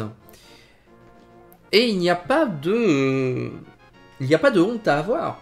J'utilise très régulièrement les solutions. Et à l'époque aussi, de toute façon, vous aviez des jeux qui étaient volontairement obscurs pour qu'on appelle les hotlines d'aide pour avancer. Le premier Zelda, le premier The Legend of Zelda, était très sec en indication. Il n'y avait quasiment rien. Et vous aviez beaucoup de choses où il fallait mettre une bombe sur un mur sans indication, brûler un buisson sans que celui-ci en particulier soit plus louche qu'un autre. Donc, ou bien vous étiez méthodique et vous mettiez des bombes partout, vous brûliez tout, ou bien vous alliez sur le 3615 Club Nintendo pour dépenser 10 francs la minute pour avoir un gars ou à l'autre bout du film qui vous dit bah oui, maintenant il faut que tu détruises ce mur, etc. Ou que tu achètes le magazine officiel hein, à 50 francs pour avancer. C'était une stratégie. Je suis heureux que aujourd'hui Internet, la communauté des joueurs, des joueuses, les forums, etc. nous permettent d'accéder plus facilement à la solution. Le mieux reste évidemment d'avoir un curseur de pondération sur la netteté du jeu. En termes d'ergonomie, c'est vrai que c'est le mieux hein, de savoir si on veut avoir toutes les aides forcément, ou bien si l'on préfère avoir beaucoup d'indications. Ça reste à notre sensibilité propre. Toujours l'impression de gâcher ce que les devs veulent me faire faire, mais bon, c'est sûr que si on veut de l'énigme des régies... Ouais, les régies, ouais, c'est... au moins, ça nous fait apprendre le braille. On va dire, tout n'est pas perdu. Mais c'est vrai que parfois, il y a vraiment des... Je n'ai pas de scrupule à consulter une solution quand il s'agit vraiment de poursuivre l'aventure. Quand il s'agit de quelque chose d'un peu... vraiment de très annexe, pour le plaisir de ou quoi que ce soit, pourquoi pas. Mais sinon, il faut pas avoir de scrupules comme ça. Je veux dire, on paye un jeu, c'est quand même le moindre des choses qu'on puisse continuer à y jouer dans les conditions les meilleures, quoi. On n'imaginerait pas ça d'un film ou d'un livre. En mode, tiens, voilà, après une demi-heure de film, tu n'as pas compris ce qui se passait, ben tant pis, le DVD s'arrête, sort, et puis hop, tu te débrouilles. Bon, évidemment, ça se fait pas. Mais je trouve ça intéressant aussi, d'une autre façon. Alors, nous voici dans le 11e donjon, le Temple du Désert, qui est un donjon un peu bizarre, puisqu'il commence par une grande salle dans lesquels on va avoir beaucoup de choses accessibles immédiatement. Mais on va y voir. Je me perds toujours dans ce donjon, donc j'espère que je vais arriver à m'y retrouver. J'ai beau avoir fait le jeu énormément de fois, il y a toujours des moments où je doute sur la voie à prendre. Du coup, il y a aussi autre chose qui m'interroge dans cette notion de netteté. Ouais, là, il faut une petite clé. Okay. Dans la notion de netteté du jeu vidéo, c'est... Ah mince, je me suis trompé de... Non, non.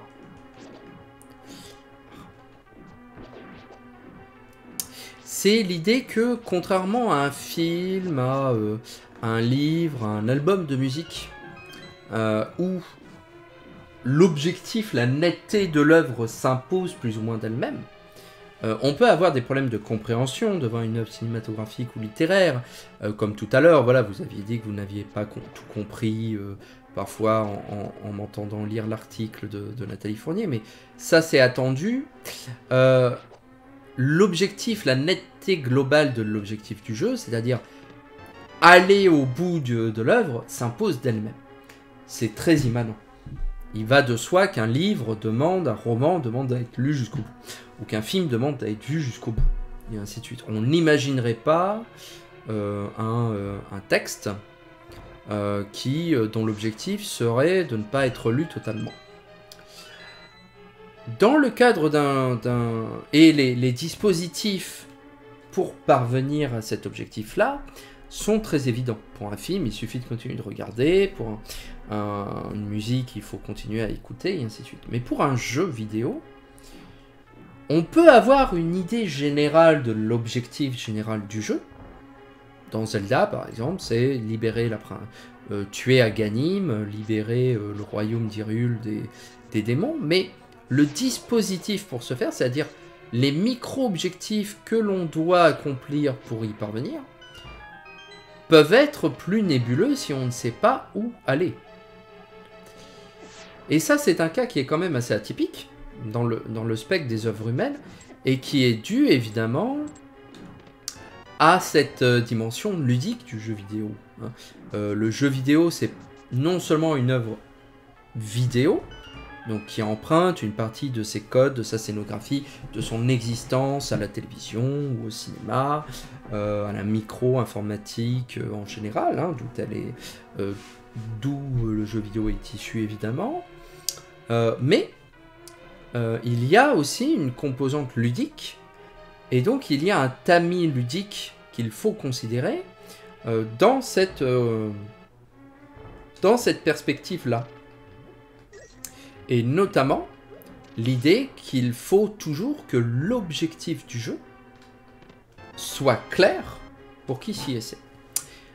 Nous avons récupéré les grandes puissances, tu dois ressentir la force dans tes mains.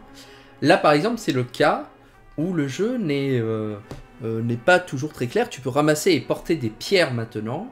Ça veut dire que l'on peut ramasser des pierres blanches qui, auparavant, nous étaient inaccessibles car trop lourdes pour nous.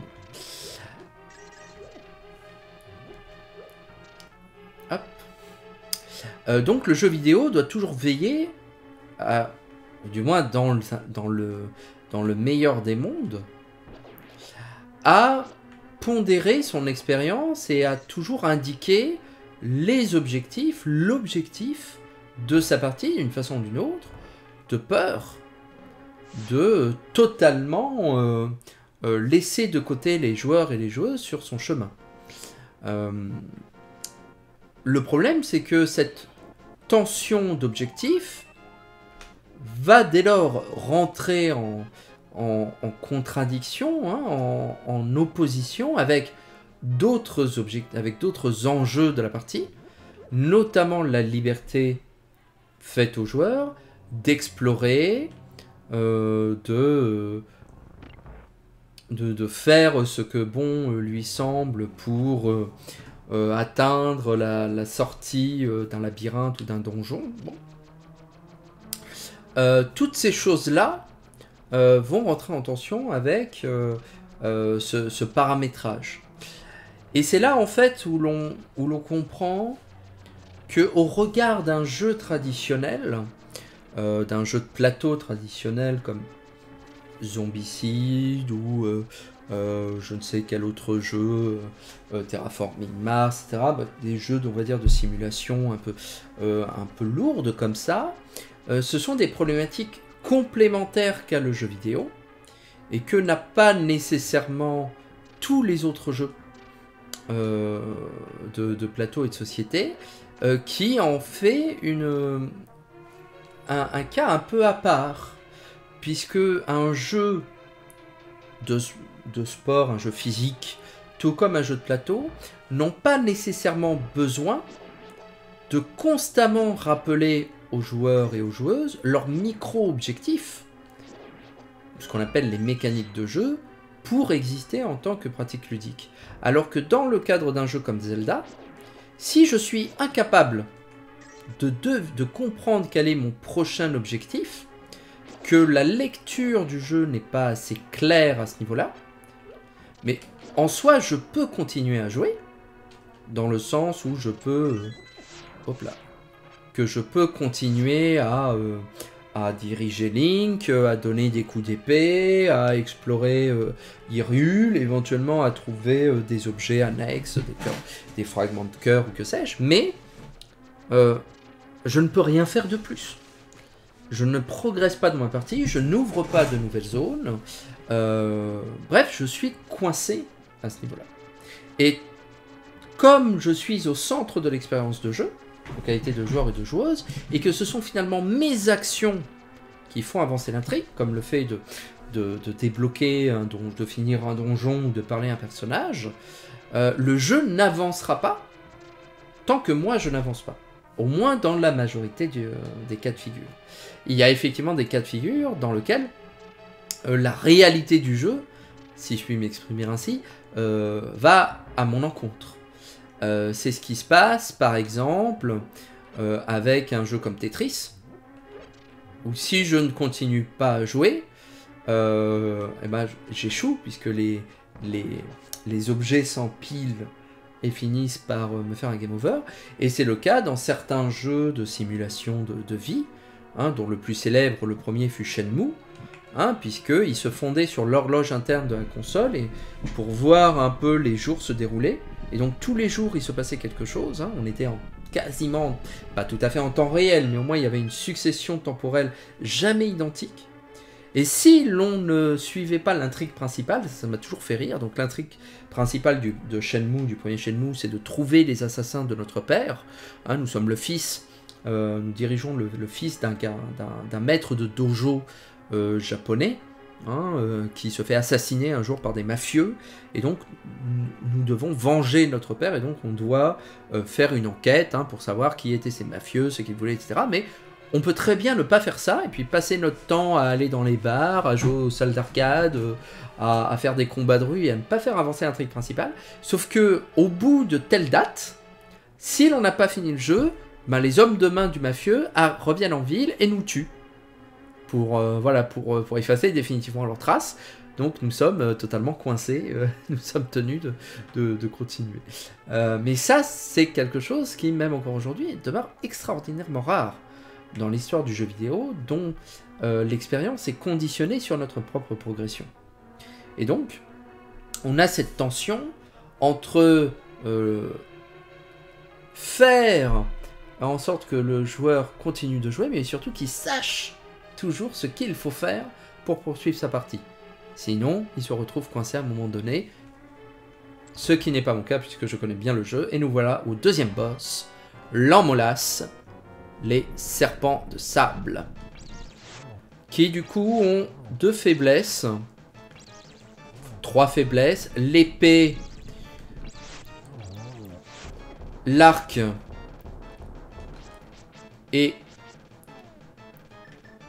la baguette de glace, qui, comme vous l'avez vu, consomme beaucoup de magie, mais ça les tue très fortement, et donc L'idée, c'est d'essayer au maximum de viser leur tête, qui est leur point faible. On les reverra à la toute fin de l'aventure. Je sais pas si je le ferai en stream, mais voilà.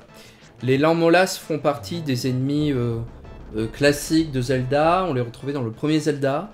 Ce sera un boss de donjon dans Majora's Mask, du 4e donjon, hein, dans une version énorme. Et avec ça, nous avons le 2e médaillon qui sanctionne notre force. Après le courage, le médaillon de force.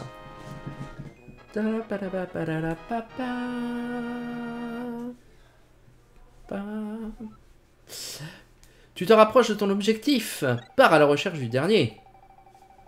Et encore une fois, on nous dit, voilà, pars à la recherche du dernier pendentif. Donc on sait qu'il nous faut trouver un pendentif. Et heureusement, la carte nous indique où chercher. Nous n'allons pas le trouver ce soir, puisque ça nous entraînerait trop loin dans la partie. Mais en revanche, nous allons aller jusqu'au temple, puisque ça nous est accessible en 20 minutes. Je trouve qu'en matière d'équilibrage, entre la netteté des objectifs et le plaisir du jeu, A Link to the Past sait bien gérer sa cadence. Pour moi, c'est aussi un jeu que je recommande en termes de modèle de level design à ce niveau-là. Il y en a un autre de la même période qui est aussi très bon. C'est... Hop, passage secret. Pas ici, tiens. Ah non, c'est dans l'autre. Autant pour moi. Il y a un passage secret ici. Plop, qui nous permet d'avoir de l'argent et de récupérer des rubis. 50 rubis par voyage, parce qu'on aura besoin à un moment donné. D'ailleurs, on va peut-être... Oui, on va également aller explorer, prendre les palmes, tant qu'on y est. Et comme ça, en chemin, on va récupérer la poudre magique. Je trouve donc que ce jeu a un parfait équilibrage entre ces dimensions-là. Il y en a un deuxième de l'époque que j'aime énormément également, mais qui est un peu plus discret dans ses ambitions de netteté. C'est Super Metroid, qui fait déjà des compromis au regard du premier et du deuxième Metroid, notamment en proposant une carte qui nous permet de mieux nous repérer. Mais sinon, je trouve que The Legend of Zelda, que Link to the Past, est vraiment exemplaire dans la façon qu'il a de gérer ses micro-objectifs. C'est-à-dire que constamment, voilà, il va nous donner sur la map, par ces symboles clignotants, les prochains endroits où on peut aller. D'ailleurs, dans la deuxième quête du jeu, il numérotera également les donjons pour donner l'ordre idéal dans lequel on peut les faire, mais les consignes qu'il donne sont généralement des propositions. C'est-à-dire qu'on n'est absolument pas... Il n'est absolument pas nécessaire de finir un donjon, par exemple, pour continuer l'aventure et aller dans un autre donjon. Ça, c'est la dernière fois dans l'histoire de Zelda que ça arrivera. C'est-à-dire que on peut très bien commencer un donjon. Là, j'aurais pu commencer le temple du désert, avoir le trésor qui me permet de continuer mon exploration, mais échouer au boss. Eh bien... Ah, voilà. Poudre magique. Mais voilà, prendre le trésor du donjon qui me permet de continuer d'explorer, et notamment d'accéder, comme on le verra, au dernier temple. Mais je peux aussi voilà, partir ensuite et puis laisser le boss à plus tard si je n'arrive pas à le tuer.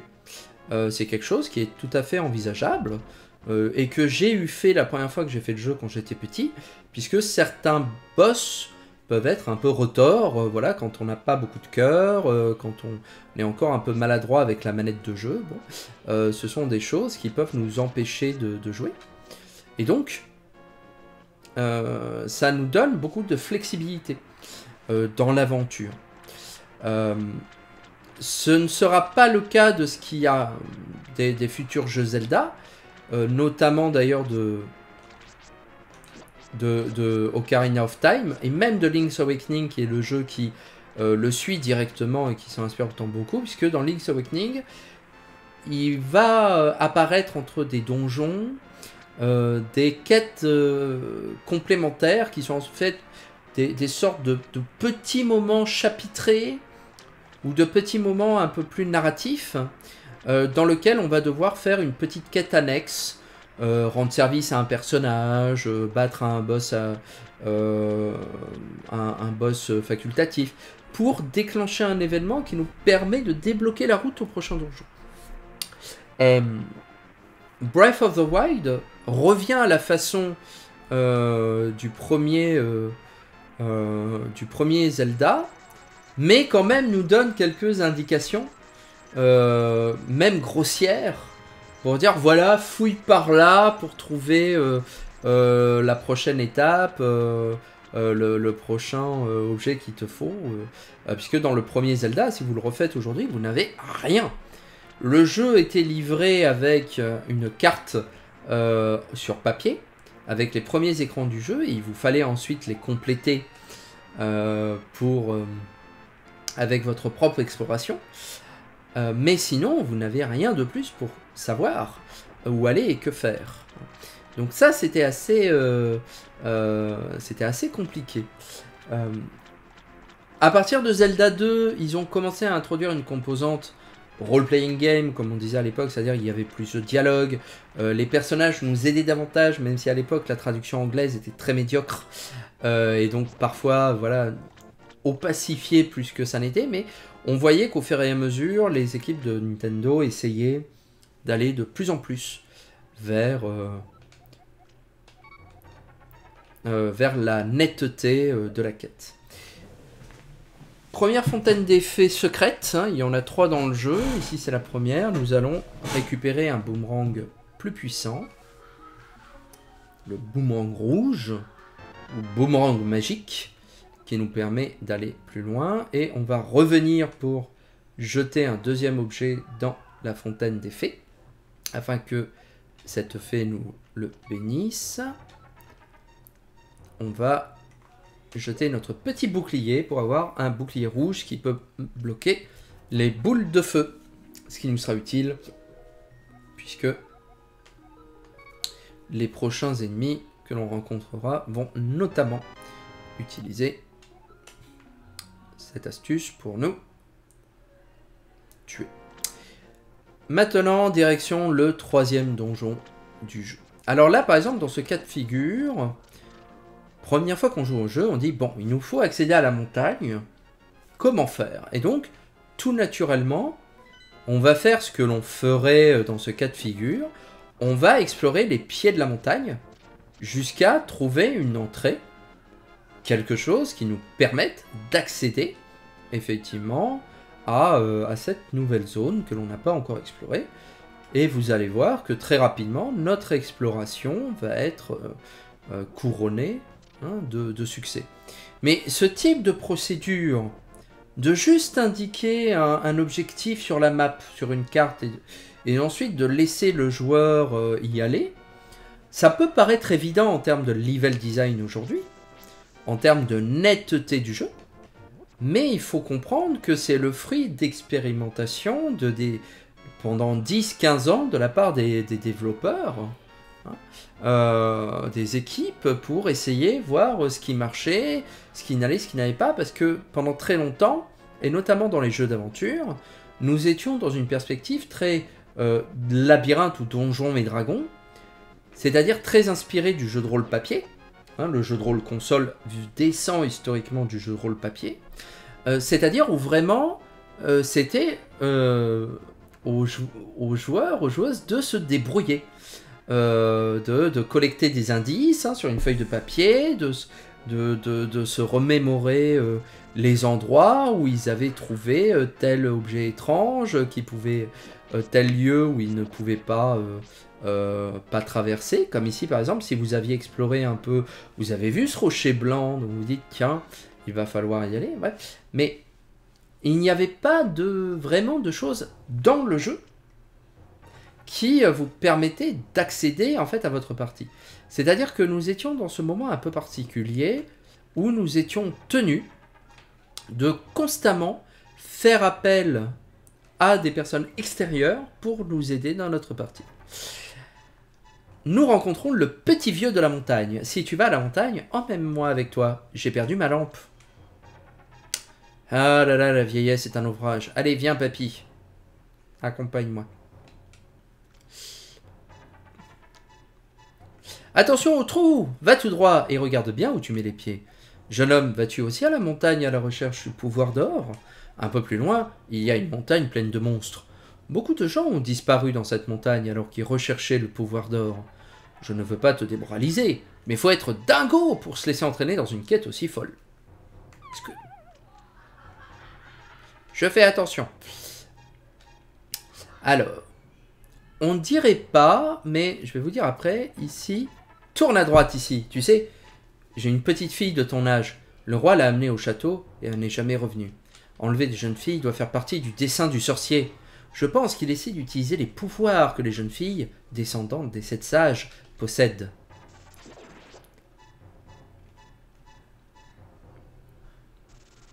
Nous sortons de la caverne. Et nous voilà à la montagne du péril.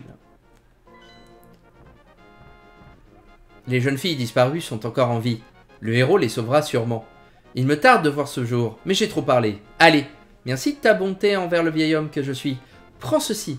Si tu butes dans un téléporteur magique, jette un œil dans ce miroir. Il t'a donné le miroir magique. C'est un beau miroir bleu et transparent. On a l'impression qu'il va nous absorber dans un autre monde. Là, je ne sais pas si vous avez mesuré ce qui vient de se passer pour l'histoire du jeu vidéo. Vous avez eu devant les yeux l'une des premières cinématiques interactives de l'histoire du jeu vidéo. L'une des premières cutscenes interactives de l'histoire du jeu vidéo. Où la conduite de l'histoire, ou le fait que vous vous déplaciez sur l'aire de jeu, déclenche un dialogue qui vous en apprend plus sur l'histoire. Et vous donne à la fin un objet de quête qui vous permet de terminer l'aventure. C'est ce genre de procédé que l'on a encore dans les jeux d'aujourd'hui. Si vous avez joué par exemple récemment à un jeu comme Resident Evil 8, Resident Evil Village, vous avez ce type d'échange, par exemple, avec des personnages, dans le cadre de cutscenes plus ou moins interactifs, dans lesquels vous pouvez diriger votre personnage et obtenir des objets. A Link to the Past a été l'un des premiers à inaugurer ça. Alors, il y avait déjà des cutscenes dans l'histoire du jeu vidéo. Le terme de cutscene, de scène qui coupe, on la doit à Ron Gilbert dans Maniac Mansion, un jeu d'aventure, donc créateur de Monkey Island par exemple. Donc c'est un jeu d'aventure de 84, et historiquement c'est effectivement le premier jeu à présenter des cutscenes et de les songer comme tels. Même s'il y en avait déjà dans King Quest 3, on considère que c'est Maniac Mansion qui a vraiment instauré le concept. Mais à côté de ça, ce type d'alternance entre narration et jeu, dans lequel vous avez toujours la main pour faire évoluer non plus la zone de jeu, mais l'histoire, c'est A Link to the Past qui l'a popularisé. Je ne dirais pas que c'est l'inventeur, parce qu'il y a eu vraisemblablement des jeux avant qui faisaient ça, mais ainsi de créer une autre entrée de netteté d'objectifs, ici à plus long terme, sur ce que veut faire le sorcier maléfique, c'est A Link to the Past qui l'a inventé. Et là, révolution à l'époque, le secret avait été bien gardé pendant très longtemps. Il y a en fait deux jeux dans le jeu, deux univers à traverser. Le monde de la lumière dans lequel nous étions, et le monde des ténèbres. Dans lequel, jusqu'à tant que nous ne trouvons pas la perle de lune dans le 3e temple, nous sommes transformés en petits lapins tout roses, tout mignons, mais qui ne peuvent plus rien faire. Je ne peux pas me servir de mon épée, je peux rien faire. Et là, d'autres personnes, que veux-tu? Tu as quelque chose à me dire, stupide lapin? Je suis venu pour retrouver le pouvoir d'or et je suis devenu cela. En plus, je ne peux pas revenir au vrai monde. Si seulement j'avais la perle de lune de la tour des rats, je pourrais retrouver ma forme d'origine. Je me fais du mauvais sang. Piou, piou. Oh, et là c'est le navet qui parle. Oh, tu as été transformé en lapin. Ce monde est comme le vrai monde, mais le diable l'a déformé. Le pouvoir d'or nous donne une apparence qui reflète les pensées de notre cœur et de notre esprit. Donc comme moi, Comme je change tout le temps d'avis, j'étais transformé en balle. C'est plus un navet, c'est un jeu de mots en fait en japonais qui s'est perdu dans la traduction, mais il y a un proverbe japonais avec les navets et l'indécision, un jeu de mots voilà qui était intraduisible. Mais si tu as une balle nommée la perle de lune, tu peux conserver ta forme originale ici. Boum. Et donc voilà, ils sont programmés. Et donc là c'est intéressant puisque la seule façon de revenir dans le vrai monde, c'est d'utiliser le miroir que nous a donné le vieil homme. En passant, vous voyez un autre problème de traduction qui pendant très longtemps m'a étonné. Cette dépression dans le monde de la lumière s'appelle en français le rocher du spectacle. Et c'est une traduction que l'on va garder pendant très longtemps dans les jeux Zelda, puisque c'est un landmark qui va rester dans plusieurs aventures de Zelda. Et donc, je me suis toujours demandé pourquoi ça s'appelait le rocher du spectacle. Et dans Breath of the Wild, je crois, il y a une nouvelle traduction de ce rocher qui s'appelle le rocher du binocle. Et c'est là que j'ai calculé qu'en fait, en anglais, la traduction avait été faite à partir de l'anglais, qui en anglais, ce rocher s'appelle Spectacle Rock. Sauf que spectacle, ça veut pas seulement dire spectacle. En anglais, ça veut aussi dire lunettes, hein, binocle. Vous savez, les lunettes que l'on met au théâtre pour voir la scène, comme on voit dans les films du temps. Et donc là, il y a eu une erreur de traduction de la part. Et donc, c'est beaucoup plus logique que ce soit le rocher lunettes que le rocher du spectacle. Donc voilà, une petite curiosité de traduction en passant. Et c'est sur cette petite anecdote métalinguistique de traductologie que nous rentrons et que nous terminerons notre partie dans la tour d'Hera, 3e temple de The Legend of Zelda, A Link to the Past. Je vais faire une sauvegarde d'état, pas comme la dernière fois où j'avais oublié malheureusement de le faire. Donc sauvegarder, on va en faire 3 pour être tranquille. Hop. Et avec ça, sauvegarder et quitter.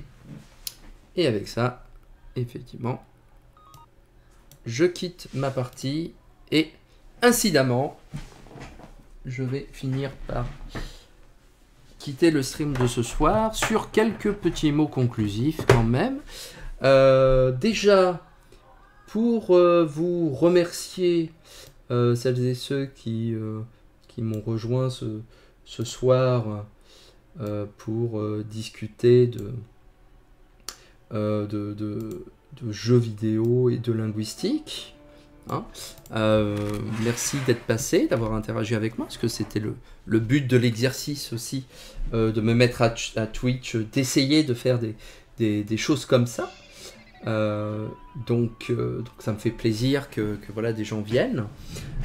C'était sympa, surtout quand on aime les deux domaines. Mais oui, après c'est vrai que la segmentation que j'opère, après je mets toujours les timestamps sur YouTube, ça permet de voir si on veut plutôt de la linguistique ou plutôt du jeu vidéo. Ça nous permet de naviguer un peu à vue. Moi, ça me permet de partager un peu ce que j'aime et de faire des réflexions. Merci à celles et ceux aussi qui reprennent tout ça en replay, parce que je vois les chiffres, comme j'avais dit en début de stream,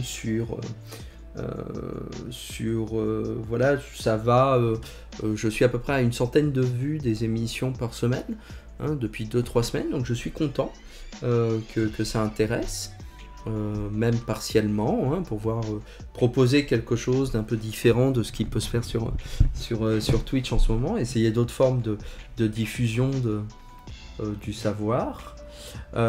Et puis voilà, et puis je pense continuer ces petits streams au moins jusqu'à ce que je parte en vacances, donc c'est-à-dire vers la fin juillet, hein, encore tous les jeudis.